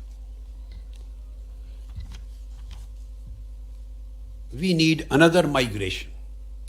As we mentioned, according to the title, that every sohba or every arrival is followed. Every arrival needs a departure. And every departure is followed by an arrival. This comes one after one. After every step, has to be a departure from this station. Then again, arrival at other station. Then again, departure from that station and arrival at other station. So this is a continuous travel. You are the travelers. You have to decide whether you want to stay in the world of lower selves, where you don't have nothing except the worldly benefits in front of you. And we are being ruled by the lower self. Or you want to migrate from it. Migration does not mean that you are leaving this world. Does not mean that you are getting out of your job. No. It doesn't mean that you are losing all your benefits of the life. No. You are still living in this world. You will enjoy your benefits, but you will fix limitations. You will balance your life. Still living in this world, you want to come out of the circle of the lower self and its attributes and its adat, its usual habits and approaches and its characteristics. When you start illallazina amanu, except those who become truly faithful and perform good deeds and continue towards this destination, so they will get the rewards which will never come to their end. There will be endless reward. Endless reward would be a continuous upgradation till they reach the station of proximity of Almighty Allah. Till they reach the station of the player of Almighty Allah. So this migration, if you want to listen the read, you want to listen the voice, the crying and complaint of your soul, and you want to listen to it, and you want to understand it, and then you want to regain those pleasures which our soul had been enjoying in the early days and early periods of its creation. When you don't need to leave this world and to send your soul back to Alam-e-Jabarut and then you will be able to enjoy. No. This Almighty Allah has blessed us here. That you can enjoy those pleasures while living in this world.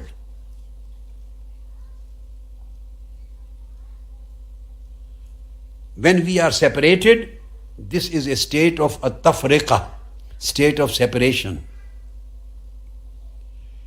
And living in the same world, when we get united with the presence of Almighty Allah, our batin, our qalb, our heart, our spirit, our soul, our intellect, our secret and our ultimate secret, all these five inner senses, when they get connected with the heavens, with the worlds of commands and worlds of beauty of Almighty Allah, when we get connected internally with those worlds, so this state of tafriqa converts or transforms into state of jam'ah, al-jam'ah.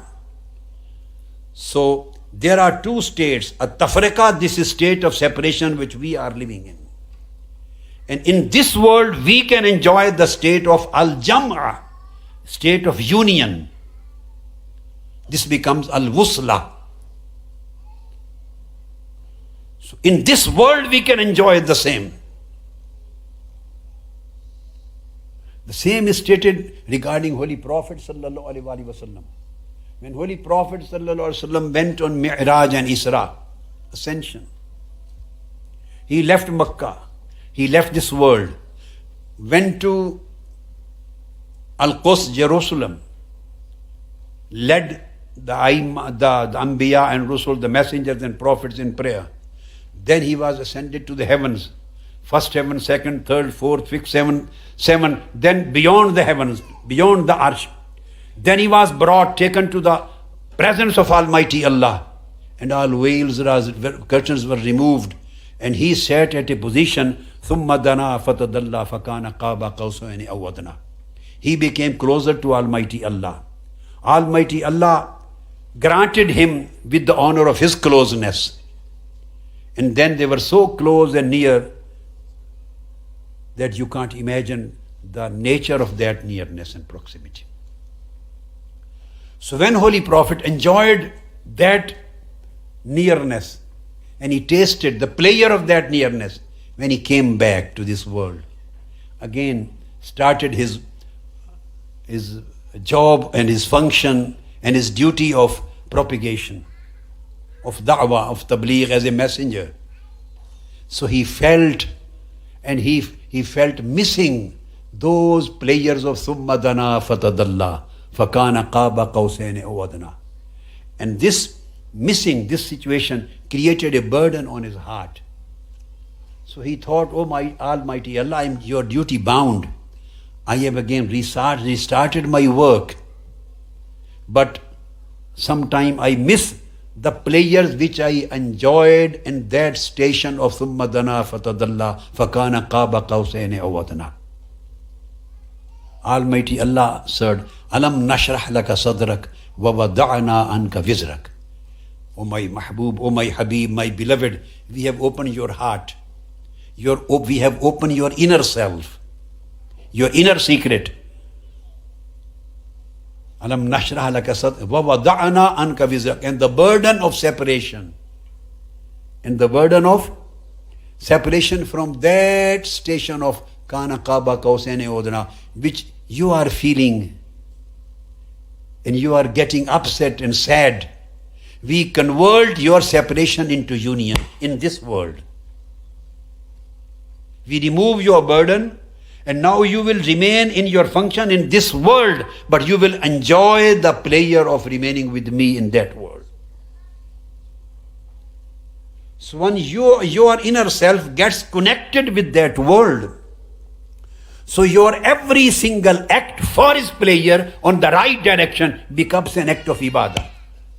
It becomes an act of qurbah, act of closeness. It keeps you in the proximity of Almighty Allah. The only thing, you have to migrate from disobedience. You have to migrate from arrogance. We have to migrate from the lusts of this lower self. You have to sacrifice something in order to get something. We have to change our companies. We have to change our friendships. We have to change our priorities. We have to reschedule of our life. We have to restyle our life. We have to reprioritize our life's order. We are lost. We are lost in this world. And Satan, the devil has become our friend. These worldly lusts have become our friend. The passions of our nafs, the passions of our lower self have become our friend. The dunya, the worldly lusts, the passions of nafs, the lower self, and Satan. All we are in the companies of these three enemies. And there is a very big alliance between these three enemies against human being, against our faith, against our deed, against our conduct, against our behavior, against our purity.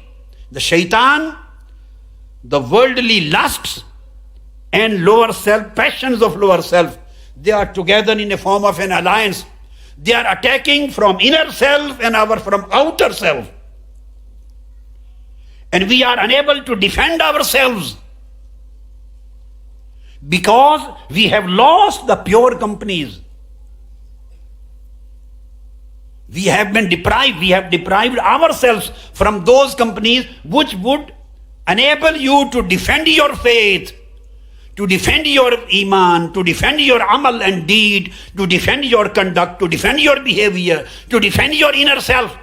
Or you on your own, none of us on our own is in a position to defend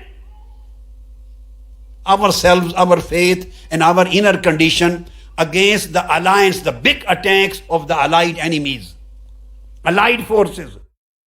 The shaitan, the worldly lusts, and the lower big enemies, manifest enemies. They are together. They are attacking on us. And we are busy in chats. We are busy in our Instagrams.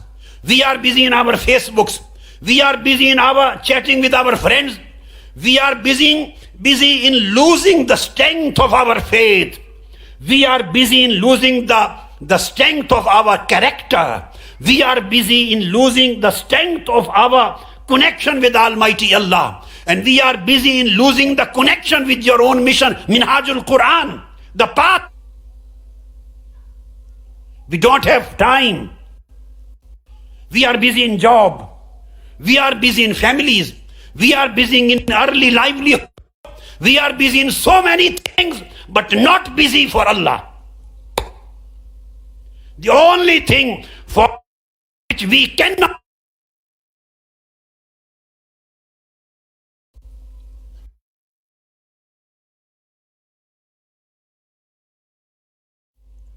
is to put our efforts to promote His message. To take this message to our brothers and sisters. Everybody is waiting in his house. Somebody should lead, then I will start work. There is no one to lead. If you are waiting someone to lead, only then you will start work for the mission, then shaitan will lead. Then shaitan will lead. And shaitan is leading. Then nafs will lead. The nafs is leading. Then dunya, the lusts will lead. The lusts are leading. Then our habits will lead. Habits are leading, already leading. Everybody has chains. Everybody has limitations, weaknesses. Don't, my dear daughters and dear sons, I always remain upset for you. I spent my whole life for you, for the Ummah of Holy Prophet, for the generation of Holy Prophet. You know, I have never done any business out of all these propagations and teachings and halaqas and hidayah and writing the books. I have not done anything. 550 books are published. You know, these are not my business. I don't receive a single penny. 8,000 lectures are in your hands. I don't receive any royalties. No, absolutely nothing. I have not done anything for myself. Whatever I can do with the command and with the will of Almighty Allah, for just two things. Just to please my Lord and to please my beloved Prophet and to bring you on right path. To provide you with the light of good character, to provide you moral conduct, to bring the light, the noor on your foreheads of sujood or prostrations, to provide you pure characters. When you become good, pure, having excellent morals and behaviors, then at least I will be able to get a smile from my Prophet, beloved Prophet. I will be able to get a smile from the presence of Almighty Lord. He will say, you have done some work.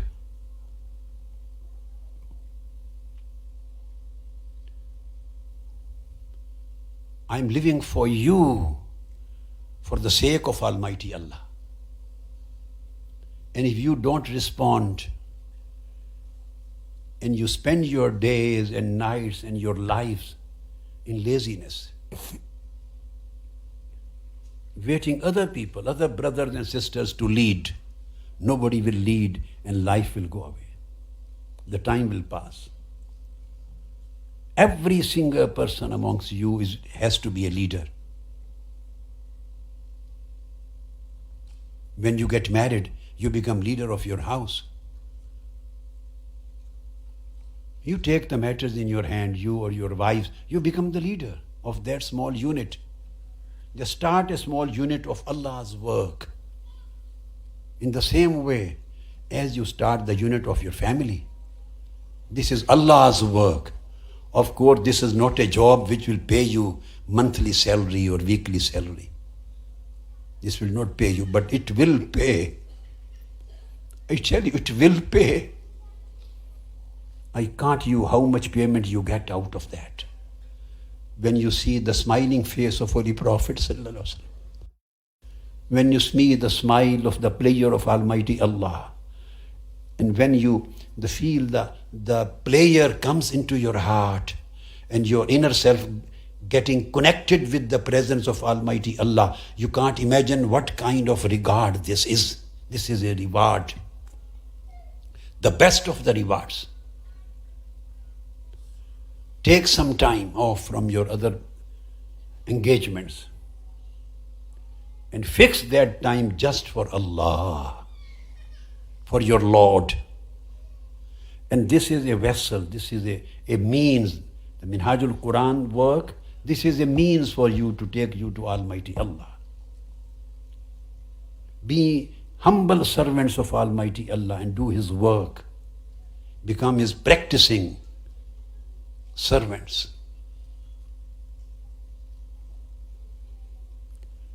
When you will achieve the new companies, new companionship through, if you get you're working, this itself is a companionship. It takes you away from bad company and leads you towards good companies, at least where you hear Allah's name, Holy Prophet's name, remembrance of Almighty Allah, good words, where you receive good words, you receive good thoughts, you receive good signs how to work, good thinkings, good plannings. You take and give assignments to one another. You sit together, discuss the matters. Matters about what? About Allah's work, about Holy Prophet's work. Allah will be pleased with you and Holy Prophet will be pleased with you.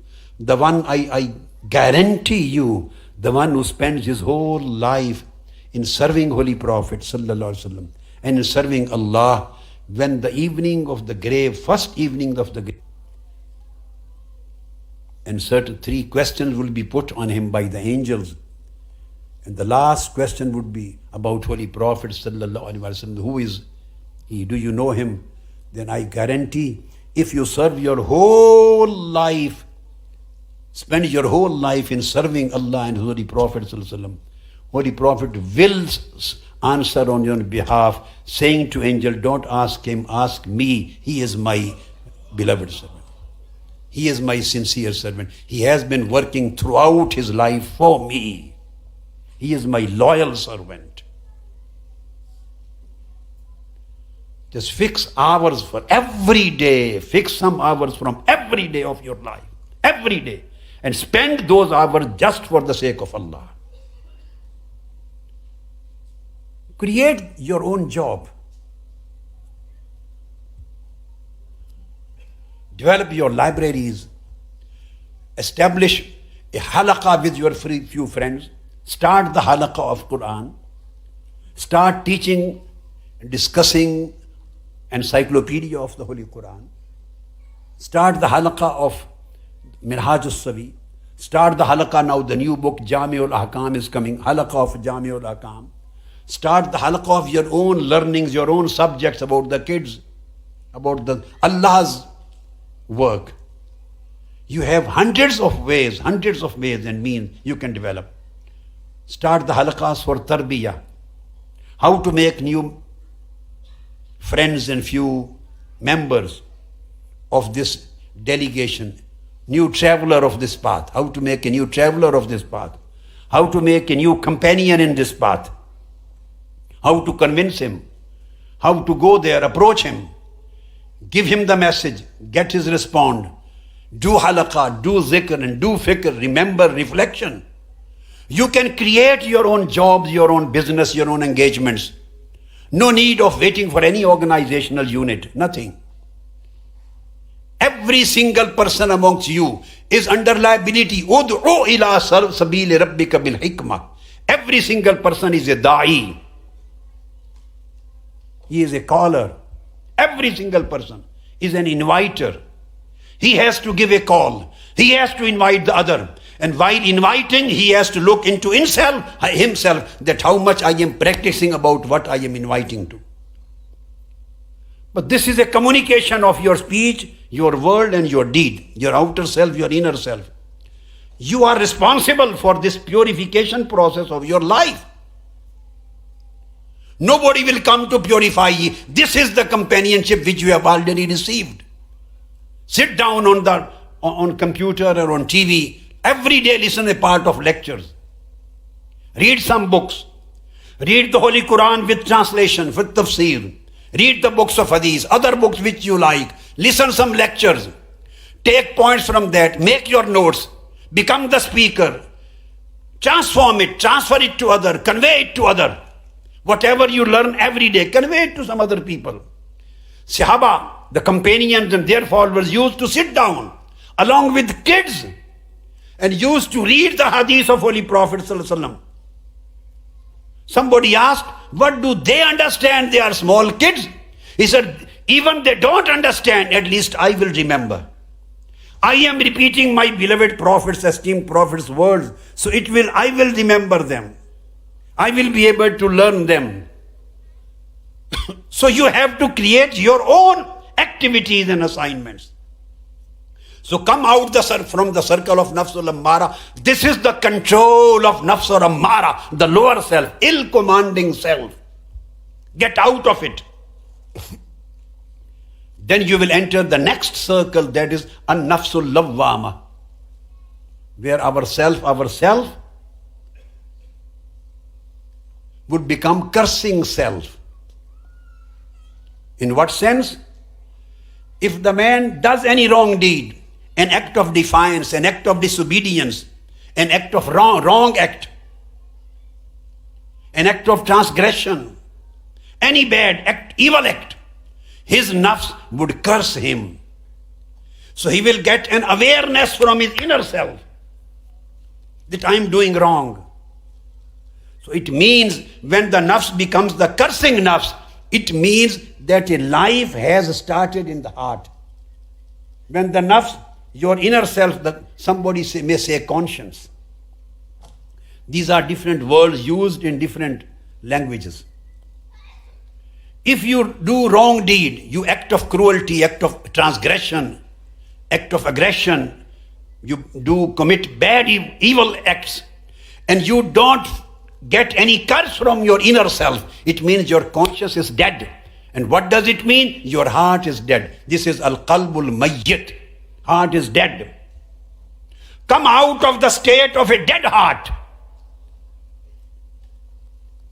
When you come out from that, through the effort, through the migration, and enter into the circle of the cursing self, it means the life is coming to your heart. Heart is feeling. Heart has started differentiating between good and evil. Heart, your conscience, your inner self, your shu'ur, your consciousness has started differentiating the good and bad, the right and wrong. So this would be the beginning. Then you will, and when you enter this, it has its own abilities and characteristics. If you keep on struggling on your migration, on your journey towards union of Almighty Allah's presence, if you keep on struggling, then you will enter into the third circle, and that is the An-Nafsul Mulhama. Then you will enter into the nafs, circle of a nafs, the self, the spirit, where you will receive intuition. Good thoughts will be revealed. That nafs will guide you. That nafs will give you good ideas, good thoughts, good suggestions. That will become your guide, your consultant, your friend. That nafs will say, do this and don't do this. Go this way and don't go this way. So nafs will give you his consultancy, his guidance, his light. The nafs will receive the revelation, intuition. It will mulhama, receiving the ilham, intuition, and giving the intuition to your aql, so that you may take a good decision in your life and avoid yourself from evil. If you continue this migration, this rehla, then you will enter into the circle of an-nafsul mutma'inna. This is the state where your self will become satisfied with the goodness, satisfied with piety.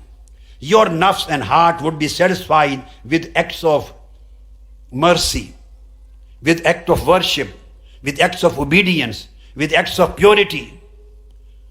All good acts, pious acts will be confirmed in your heart and in your soul. You will get attached to them. You will feel pleasure in it. You will love worshipping. You will love reciting the Holy Quran. You will loving act of charity. You will love loving the people. You will love caring the people.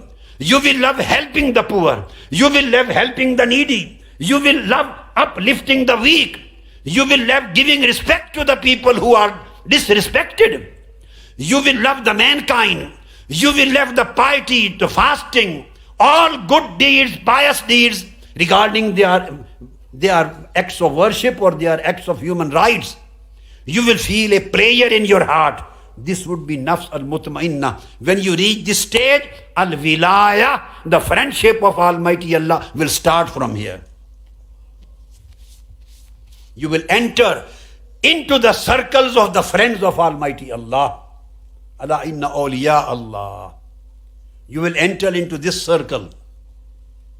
And this is a continuous process of migration, traveler. Everybody is a traveler. You are traveler, I am traveler. Every prophet was a traveler. Every saint is a traveler. Every messenger is a traveler. Except Allah Ta'ala. Everyone in the creation is a traveler. He travels according to his rank. He migrates according to his ranks and states, according to his stations, according to his requirements and according to his needs. So you will enter into fourth stage. Then after this fourth circle, you continue your migration. You are rehla. Continue al-hijrah. This is al-hijrah and al-rehla. Continue your traveling. Then you will enter into the fifth circle. And that circle is your heart and your nafs, yourself, will become pleased with Allah's commands. You will become pleased with Allah's will. Then you will wish whatever Allah wishes. You will be happy whatever Allah commands, wills. Now you will become distant from that nature where the man wishes, oh my Lord, I wish this. Maybe he wishes something else. No, now this duality is removed. Someone saw Almighty Allah in his dream. And that person used to live in the time of Hazrat Ba Yazid Bistami. He saw Almighty Allah in his dream. And Almighty Allah told him, every single person amongst you asks me about something. Everyone asks me about something except Ba Yazid. He doesn't ask me from me anything except me. Whenever he asks me from me. Since he loves me, I love him. This is the state where the wish of the man gets assimilated, gets fana, assimilated and annihilated into the wish of Almighty Allah. Where human will gets lost in the will of Almighty Allah. And I told you, you started your migration from the point of tarkul aada to migrate from your usual approach to life, to migrate from your habits And your habits mean the habits of lower selves, the attributes of lower self. You started your traveling, your journey from that point, and now you have reached to a state in fifth way when irada has become, rather in the fourth stage, where the irada has become your leader, not the ada, not your habit. Your spiritual search has become your leader. My dear sons and daughters, and my dear brothers and sisters, we are being led by habits. What are our habits? Our habits are comprised of, constituted of our lusts, our desires, luxuries, our comforts of this world. Our habits comprise of these things. These are our habits. If anything we feel against our habit, it means against our comfort. This habit is a comfort level, against our comfort level. If anything happens against our wish and our will, we get angry or at least upset. When anything happens against your wish and you neither get angry nor upset, thank Almighty Allah that you are in the circle of the third stage of Nafsul Mutmainnah.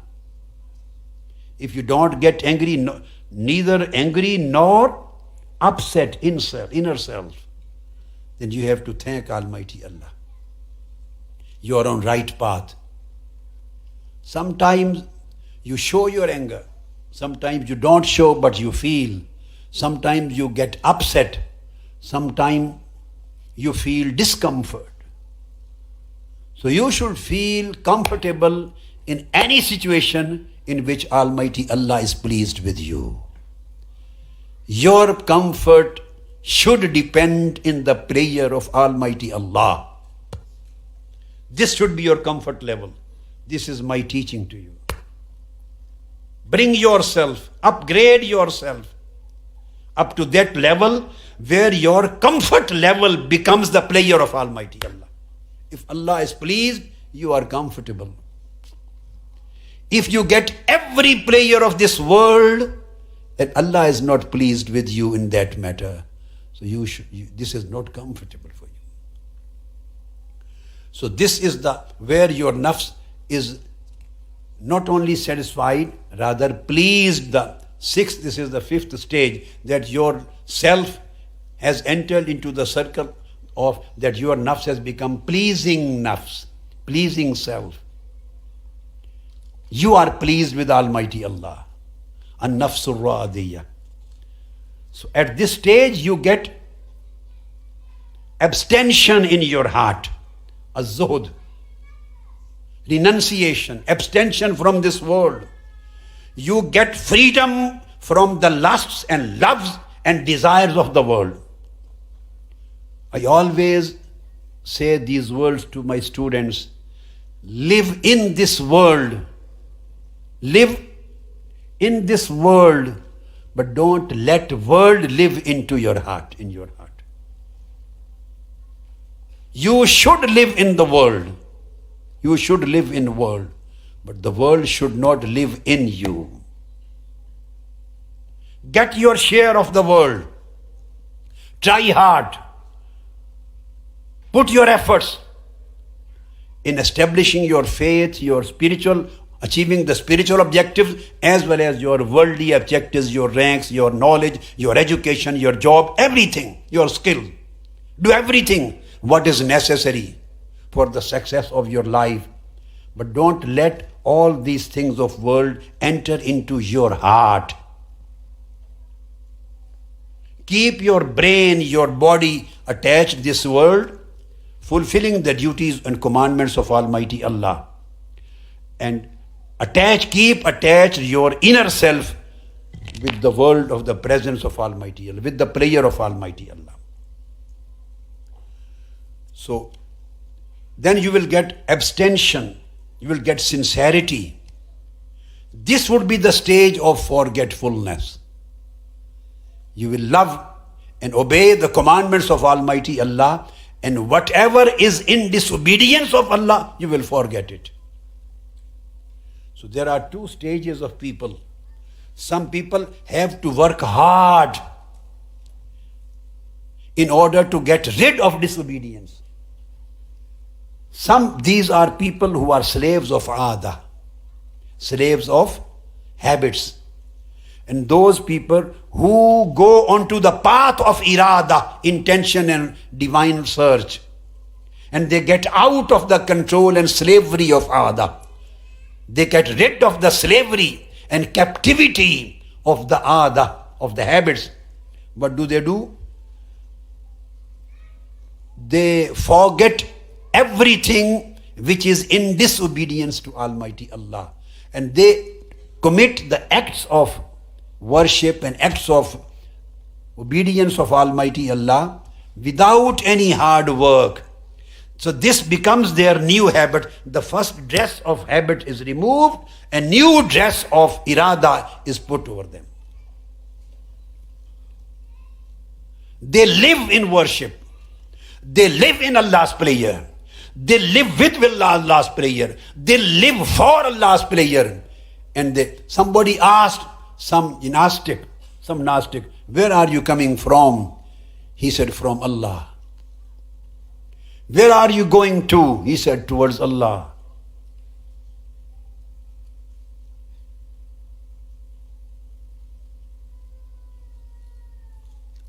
Why are you going for? He said, lillah, for Allah. For Allah.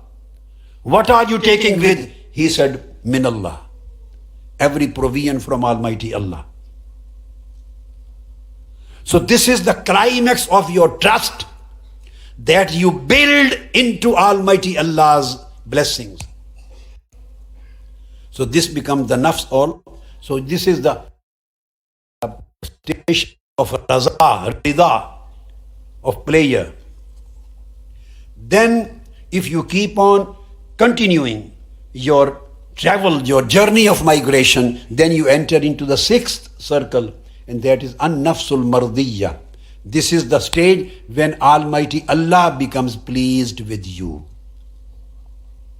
So you become Allah's beloved. At fifth stage, Almighty Allah was your beloved and you were the lover. Now Almighty Allah becomes the lover, and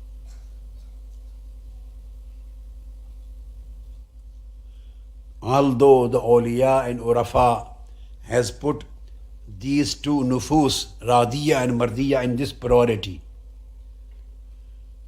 but some of the lovers of Almighty Allah and Gnostics, they have stated in a different order.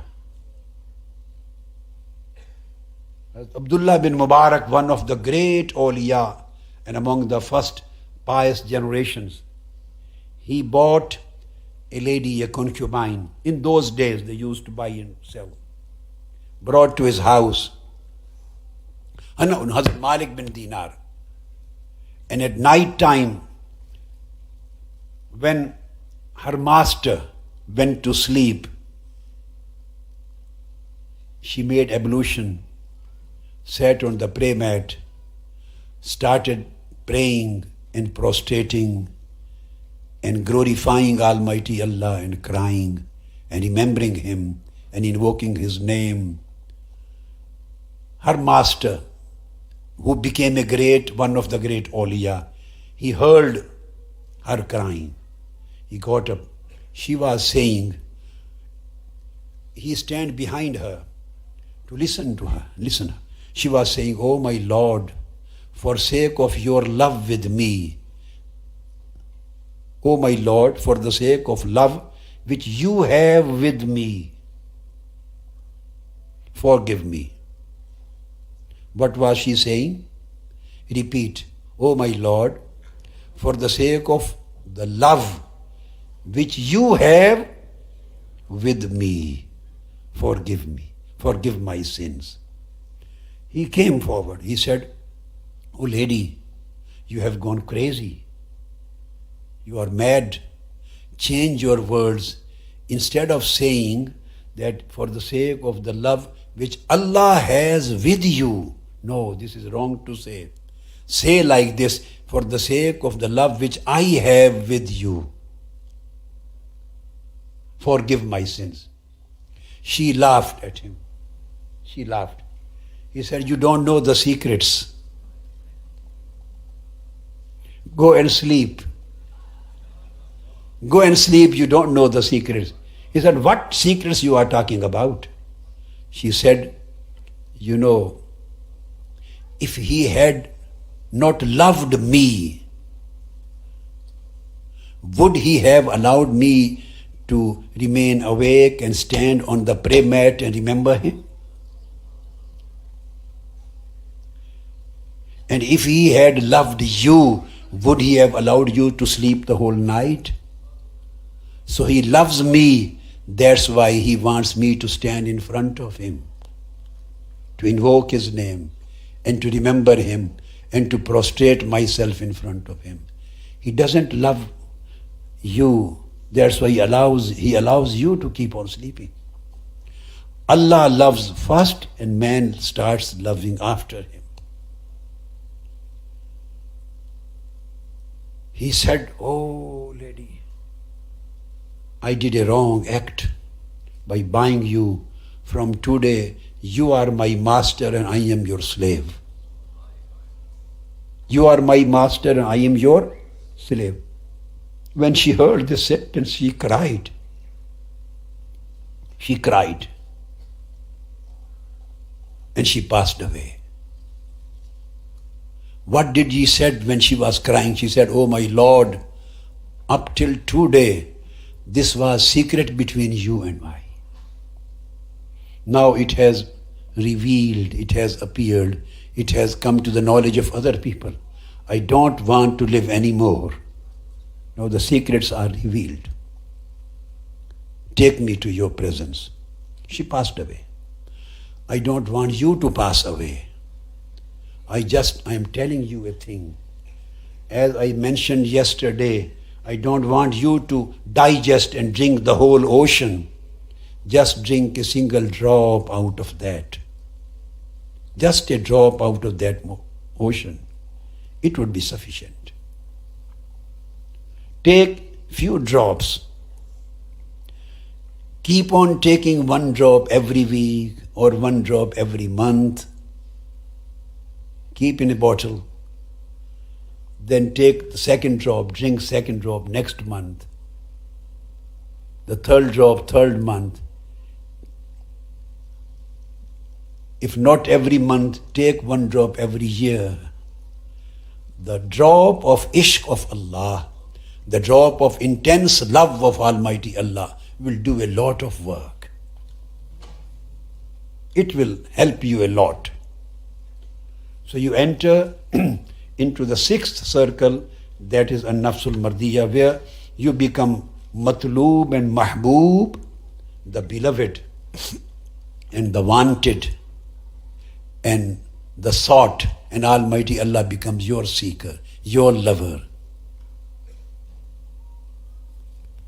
And then after that you receive the seventh and last stage, where your nafs becomes an-nafsul kamila, the perfect soul.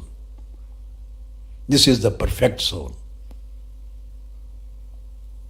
And perfect soul means that Holy Prophet's al-khuluqul azim reflects in you.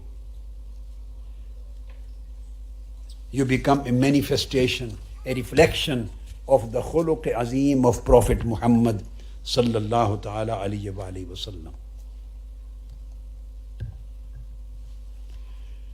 If you start this journey, it means that an awakening has started in your life.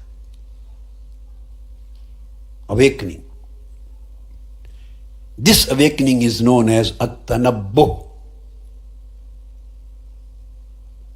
If a person remains sleeping, nothing will happen. He has to get out of sleep. We are in a sleeping condition, sleeping state. So if we don't wake up, nothing can be done. So this 2 days session of Al-Hidayah, Al-REHLA and Al-Hijrah. You can take it as a session of awakening. This awakening in Arabic is known as At-Tanabbuh. It is known as At-Tanbih. Another term has been given to it, Al-Intibah. Another term has been given to it, Al-Yaqaza. And another term has been given, At-Tayaqquz. You can read any of these terms in different books. All these terms have the same and one meaning. They are not different. So, whenever the awakening takes place, when you wake up, then you get up, then you stand up. When you stand up, then you start walking, start journey. So awakening is at-tanabbuh. Standing up is qawma. These are the steps of your spiritual migration, the points where you start from. First of all, you have to get out of the state of sleepiness. When you get awakening, then definitely you will get up, you will stand up, as you do every morning. When you are awake, you stand up. Then you walk, you go anywhere according to fulfill your need. So standing is qawma. And when you walk, in spiritual language, it is sair. A sair. And the spiritual people, the lovers of Almighty Allah, when you start your journey, you walk, they say this is as-sair ilallah. A journey towards Allah has started. A journey towards Allah has started. This journey towards Allah, when you get up and walk, it has stages. First stage, as I said, is yaqaza, awakening. What is the sleep? This is sleep of negligence, sleep of heedlessness. You have to get out of this sleep of negligence. Nawmul ghafla, the sleep of ghafla, negligence, heedlessness. You have to stand up. This is qawma. If you don't get up, you can't start your journey. You can't start your migration. You can't start your Al-REHLA. And you don't start your Al-REHLA and Al-Hijrah, you can't achieve arrival, as-sohba, the union, al-wusla. You can't arrive that station. When you start your journey, you need four things.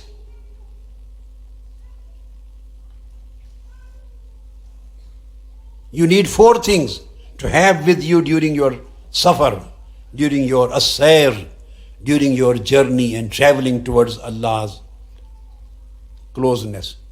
One is al-wuquf al-jinaya wal-ghawaya. Realization of defiance and deviation and sinfulness. You have to contemplate, you have to reflect, you have to try to understand that I have to try to understand that I was sinful. Every single person among you, among us. After awakening, tayaqquz, tanabbuh, when we stand up, the first thing in order to start the journey towards that great destination, the first thing is realization of this fact that we have been committing sinfulness.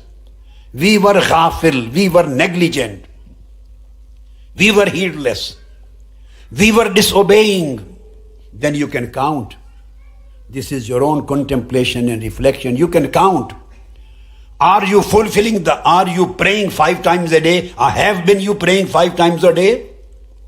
Have you been fasting regularly? Have you reciting Holy Quran? Have you been very truthful in every single word? Have you been sincere to Almighty Allah's command? Have you been helpful to all people, your friends, your parents? Reverence, have been you showing reverence to your parents? Have you been kind and generous to your wife, your children, your brothers, fulfilling their rights? Have been you working piously, sincerely, with loyalty, with piety, with generosity? Have you been fulfilling the duties which Allah Ta'ala has commanded you to do? All obligations? Have you been abstaining from all acts of omissions which Almighty Allah ordered you to abstain from? So you have to count all acts of commission and omission, al-awamir wan-nawahi, and you have to find your state, your position, where do you stand, what you have been doing. This would be the al-wuqufu al-jinaya wal-ghawaya, how much misguided I was,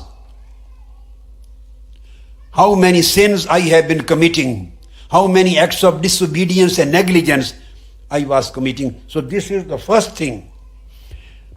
By realizing this sinfulness, you assess your losses and your damages. You should know that you are in loss. Wal asri innal insana lafi khusr. You should understand that you are in loss. A damage has occurred in your life. Damage to your faith, damage to your morals, damage to your conduct, damage to your piety, damage to your good deed, damage to your relationship with the Holy Prophet, and a damage to your relationship of servanthood with Almighty Allah. You have to count it. Become an accountant. Become an accountant. After coma was the first condition, coming out of the sleep of negligence. Then was al-wuquf. The second position is mulahaza. Al-mulahaza. Mulahaza to asbabiha wa asarateha. Then you have to evaluate and examine what were the reasons of my sinfulness. What were the reasons? And what are the effects of that state on my faith and on my amal and on my hal, my state.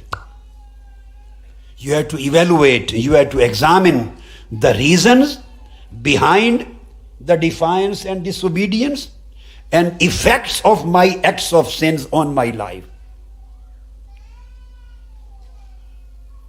No need to go to any teacher to ask.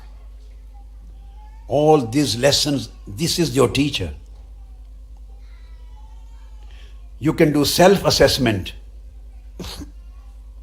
as you do in your text matter. Do self-assessment. What I have lost. What are my losses? And what are the reasons of my losses? Any person doing business, running a shop, if he is going in loss and loss and loss continuously, and he does not understand that I am in loss, then what do you say? How can he run the business?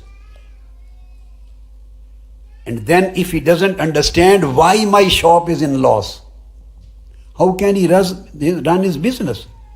He has to bring his business on breakdown, then bring to profit. So how will he come to breakdown, or how he will come to the profit when he doesn't understand the loss and damage, and he is not ready to understand the reasons of damage? So you have to understand and evaluate the asbab, the reasons. There may be many reasons. And the most important reason, I repeat it again and again, is your bad company. And company is not only the human beings, friends. Company is whatever is in your hands. Anything you are spending time with. You are being influenced, making your mind. You are lost in it. Your lusts, your peers, your friends, your class fellows, your family sometimes, your traditions, your biradris, your Jats and your Gujars and your Arais and their traditions, their families and your friendships and your this and that, all Allah and Bala. There are many kinds of companies and your all electronic medias and electronic things. Wherever you are spending your time, in what company you are spending your time, so they may be the most important and significant reason of creating a negligence in your attitude and taking away the awakening from your life, taking away the tanabbuh from your life. You are not realizing the thing. This is the biggest loss. You are not realizing. You are not appreciating the thing. The fourth thing then is at-tadbir. After mulahaza is at-tadbir. Tadbiru takhallus min riqqiha. Then you have to do planning for coming out of this situation. Then you plan. When you understand, evaluate the reasons and effects of that state, then you start planning how to come out of it. So the first stage before planning was when you start planning. Here again I repeat the word. The first step of planning is AL-REHLA. When you have determined and realized and determined the reasons of your losses, then you have to separate yourself from those reasons. This separation is migration. This is traveling, leaving them again away. Getting rid of them, this is AL-REHLA. And you are traveling towards a new sohba. This is the part of the planning. If you are getting loss from some company, you can get benefits from some company too. Listening a lecture every day is your company. Watching a video is your company. Reading a book is your company. I am very honest in telling you, any book of the awliya, Salaf Salihin, and book of hadith and the sunnah, whenever you read, I will say you, whenever you read, if you are sincere and loyal and pure, you go into the company of the author. Book is the company. Knowledge, real knowledge, takes you to the company. Book takes you to the company.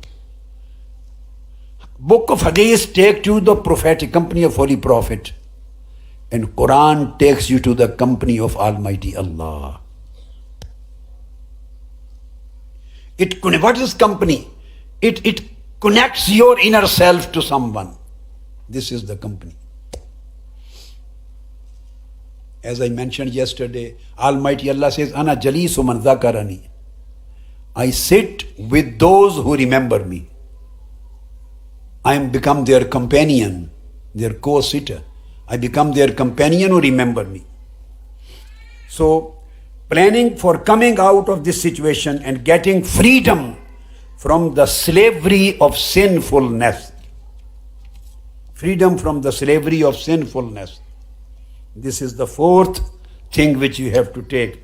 And the fifth one is talabun najat bitamhisiha at tafriqiha, seeking of salvation by differentiating the sinfulness from piousness.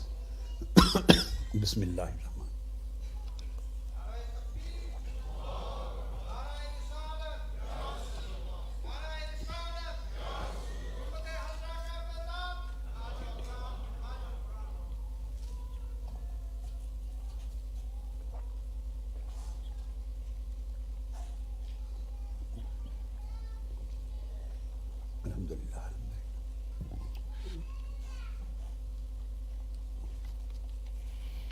So to get out of that company, which make you slave of your lusts.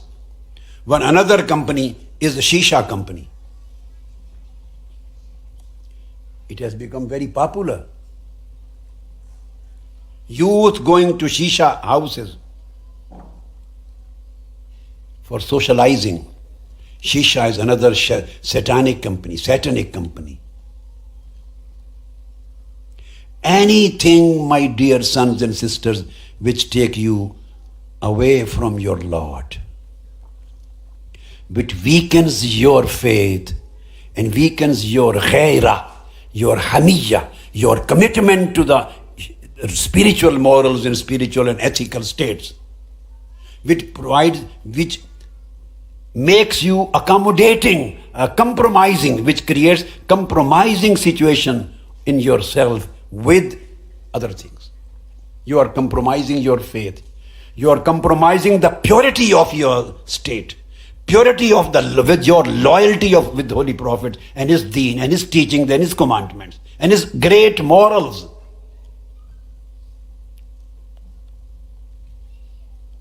So these Al-Hidayah, and our for sisters, we organize in different timings at-tazkiyah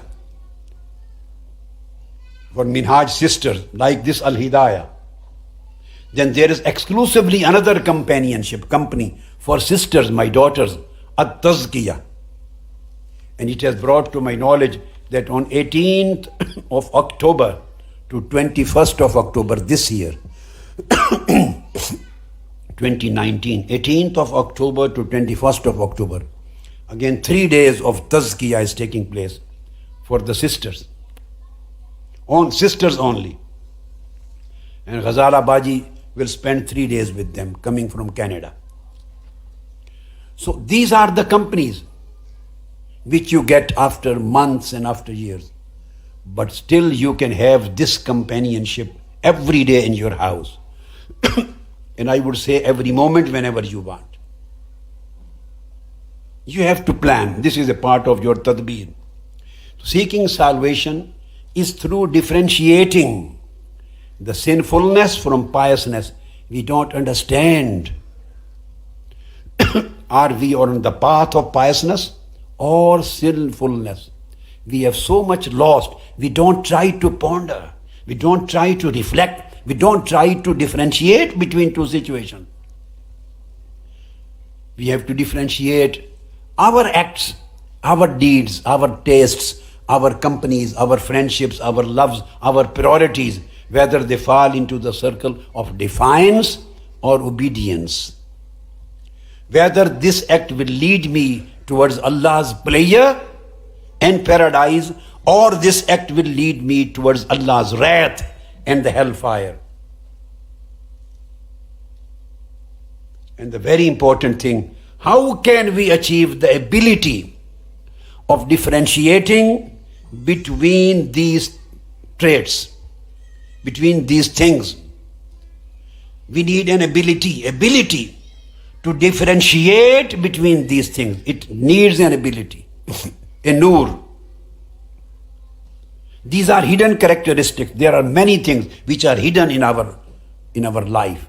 Hidden characteristics, hidden attributes, hidden tastes, hidden tendencies, hidden propensities.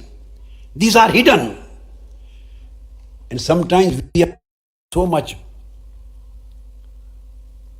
lost or so much negligent that we are even not ready to differentiate between these traits, or we don't understand, we don't want to concentrate on it. So we need ability to differentiate between these traits.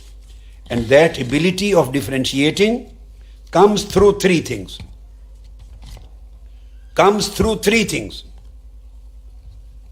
One is listening to knowledge. Three things. One is to listening knowledge.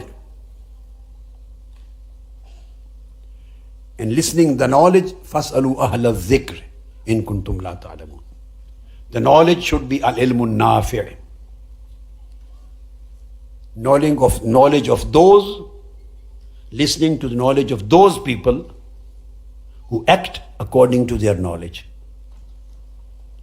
There is no conflict between their act and saying words. And those who have the knowledge of the inner self and outer self, and those who have piety and self-vigilance, and those who are generous in their nature, and those who propagate and who give knowledge to the people not for the sake of money to fill their pockets, just for the sake of Lord, for the sake that mankind may get the guidance. So knowledge is not their business. Knowledge is not for dunya, for akhirah. You can get some laws, some rules, some books you can read, but be careful about getting everything or getting something. You have to differentiate between these two. So the knowledge, by listening to the knowledge, reading the books, listening to the lectures, speeches, attending the majalis of ilm, reading books every day, and books of the awliya, urafa, aimma, muhaddiseen, authorities, where you don't find any chance of getting misguided. So this is the sama'ul ilm. This is listening to knowledge. And second thing which will provide you the ability of differentiation, that is respecting the limits set by Almighty Allah. Hurumat, Allah Rabbul Izzat's hurumat, the limits, the boundaries which Almighty Allah has set. These are halal, this is haram, this is forbidden, this is permissible, these are acts of commission, these are omission, these are preferred, these are commendable, these are desirable, these are not, these are permissible, these are better, these are disapproved. So these are haram, prohibited, forbidden, these are fara'id, mandatory and obligatory. You have to differentiate between the levels, ranks, and differentiate between the hudud fixed by Almighty Allah and His Prophet, and give respect to them. Don't take them lightly. We have started in our lives, we take these hudud lightly. We don't bother. We don't bother about them. No, start thinking about them. Build up your lives on these hudud. Develop your lives on these hududs. Don't transgress the limits. Try to live within the limits. So this is ijabatul dawa'il hurma, ijabatul hurma, ya ta'zimul hurumat. Ta'zimul hurumat, ya al-hurma li hududillah. So this is the second thing which is needed. And the third, as-sohbatu salihah, the pious company, which I have been emphasizing throughout my today's lecture. Accompanying the pious. So whatever you get through the pious company, you can never get through other sources. Yesterday I explained you in the form of Ihdina Sirat al-Mustaqim, Sirat al-Lazina an'amta alayhim. Almighty Allah has emphasized on pious company in order to receive the guidance. Reception of guidance depends upon the pious company, and cutting off from the bad and evil company. Ghayril maghdubi alayhim waladdallin. Both are conditioned together. If you do one thing and neglect the other, you won't get the guidance. One thing is providing you benefit, other is bringing the loss. So you are still there. You can't achieve anything. Get out of isolation, sitting in your house without doing any work. Enter again in the work of Minhajul Quran, the path of Quran. Get yourself busy in this work. This work will itself create an environment, and that environment become a pious company for you. And if you remain alone on your own, you are totally unable to defend your things, defend your faith, defend your thoughts, because there is a very big alliance of strong enemies every time attacking on you from inner side and outer side. Holy Prophet ﷺ said, Alaykum bil jama'ah wa iyyakum wal furqa. Live in the company. Al-jama'ah means pious company. Holy Prophet ﷺ said, adhere to the pious company, adhere to the pious company. Adopt the pious company. Live your life in pious company. وَإِيَّاكُمْ وَالْفُرْقَةِ. Beware of separation. Beware of separation. Here is the teaching of getting away from isolation and coming towards integration. Here, coming out of the separation and living in pious company, integrated with the pious people, good people, peaceful people, loving people, caring people, generous people, obedient people. Holy Prophet said, فَإِنَّ الشَّيْطَانَ مَعَ الْوَاحِدِ وَهُوَ مِنَ الْإِثْنَيْنِ أَبْعَدُ. In other hadith, Holy Prophet said, الْوَاحِدُ لِلشَّيْطَانِ or كَمَا قَالَ. Indeed, the devil, the shaitan, lives with one. If you sit down, if you sit in your houses on your own and live an isolated life and become disconnected with your pious company, which Almighty Allah has provided you in the form of your mission. If you get separated from your company, Holy Prophet said, then shaitan is very closer to that man. Shaitan is very close, very, very close. He is closer to that man. And minal isnaini abad, if he gets into the company of other pious friend, he is further away from the two. Two means the pious friend. So whoever wants the best place in paradise, Holy Prophet ﷺ said, Fal yalzamil jama'ah, then let him stick to the good company and pious company. If you want the success of this life and the life hereafter, you need a pious company for your life.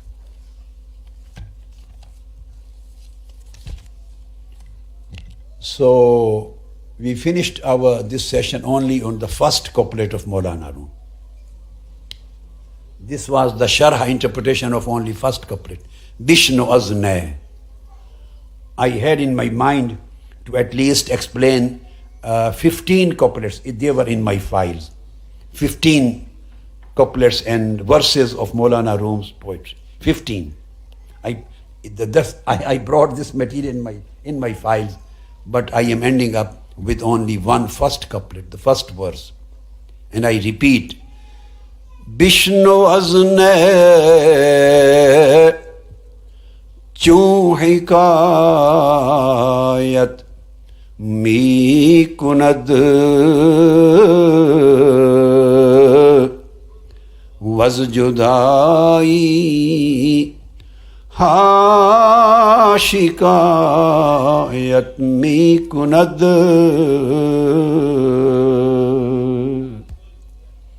So we started from this first verse and we end on this first verse.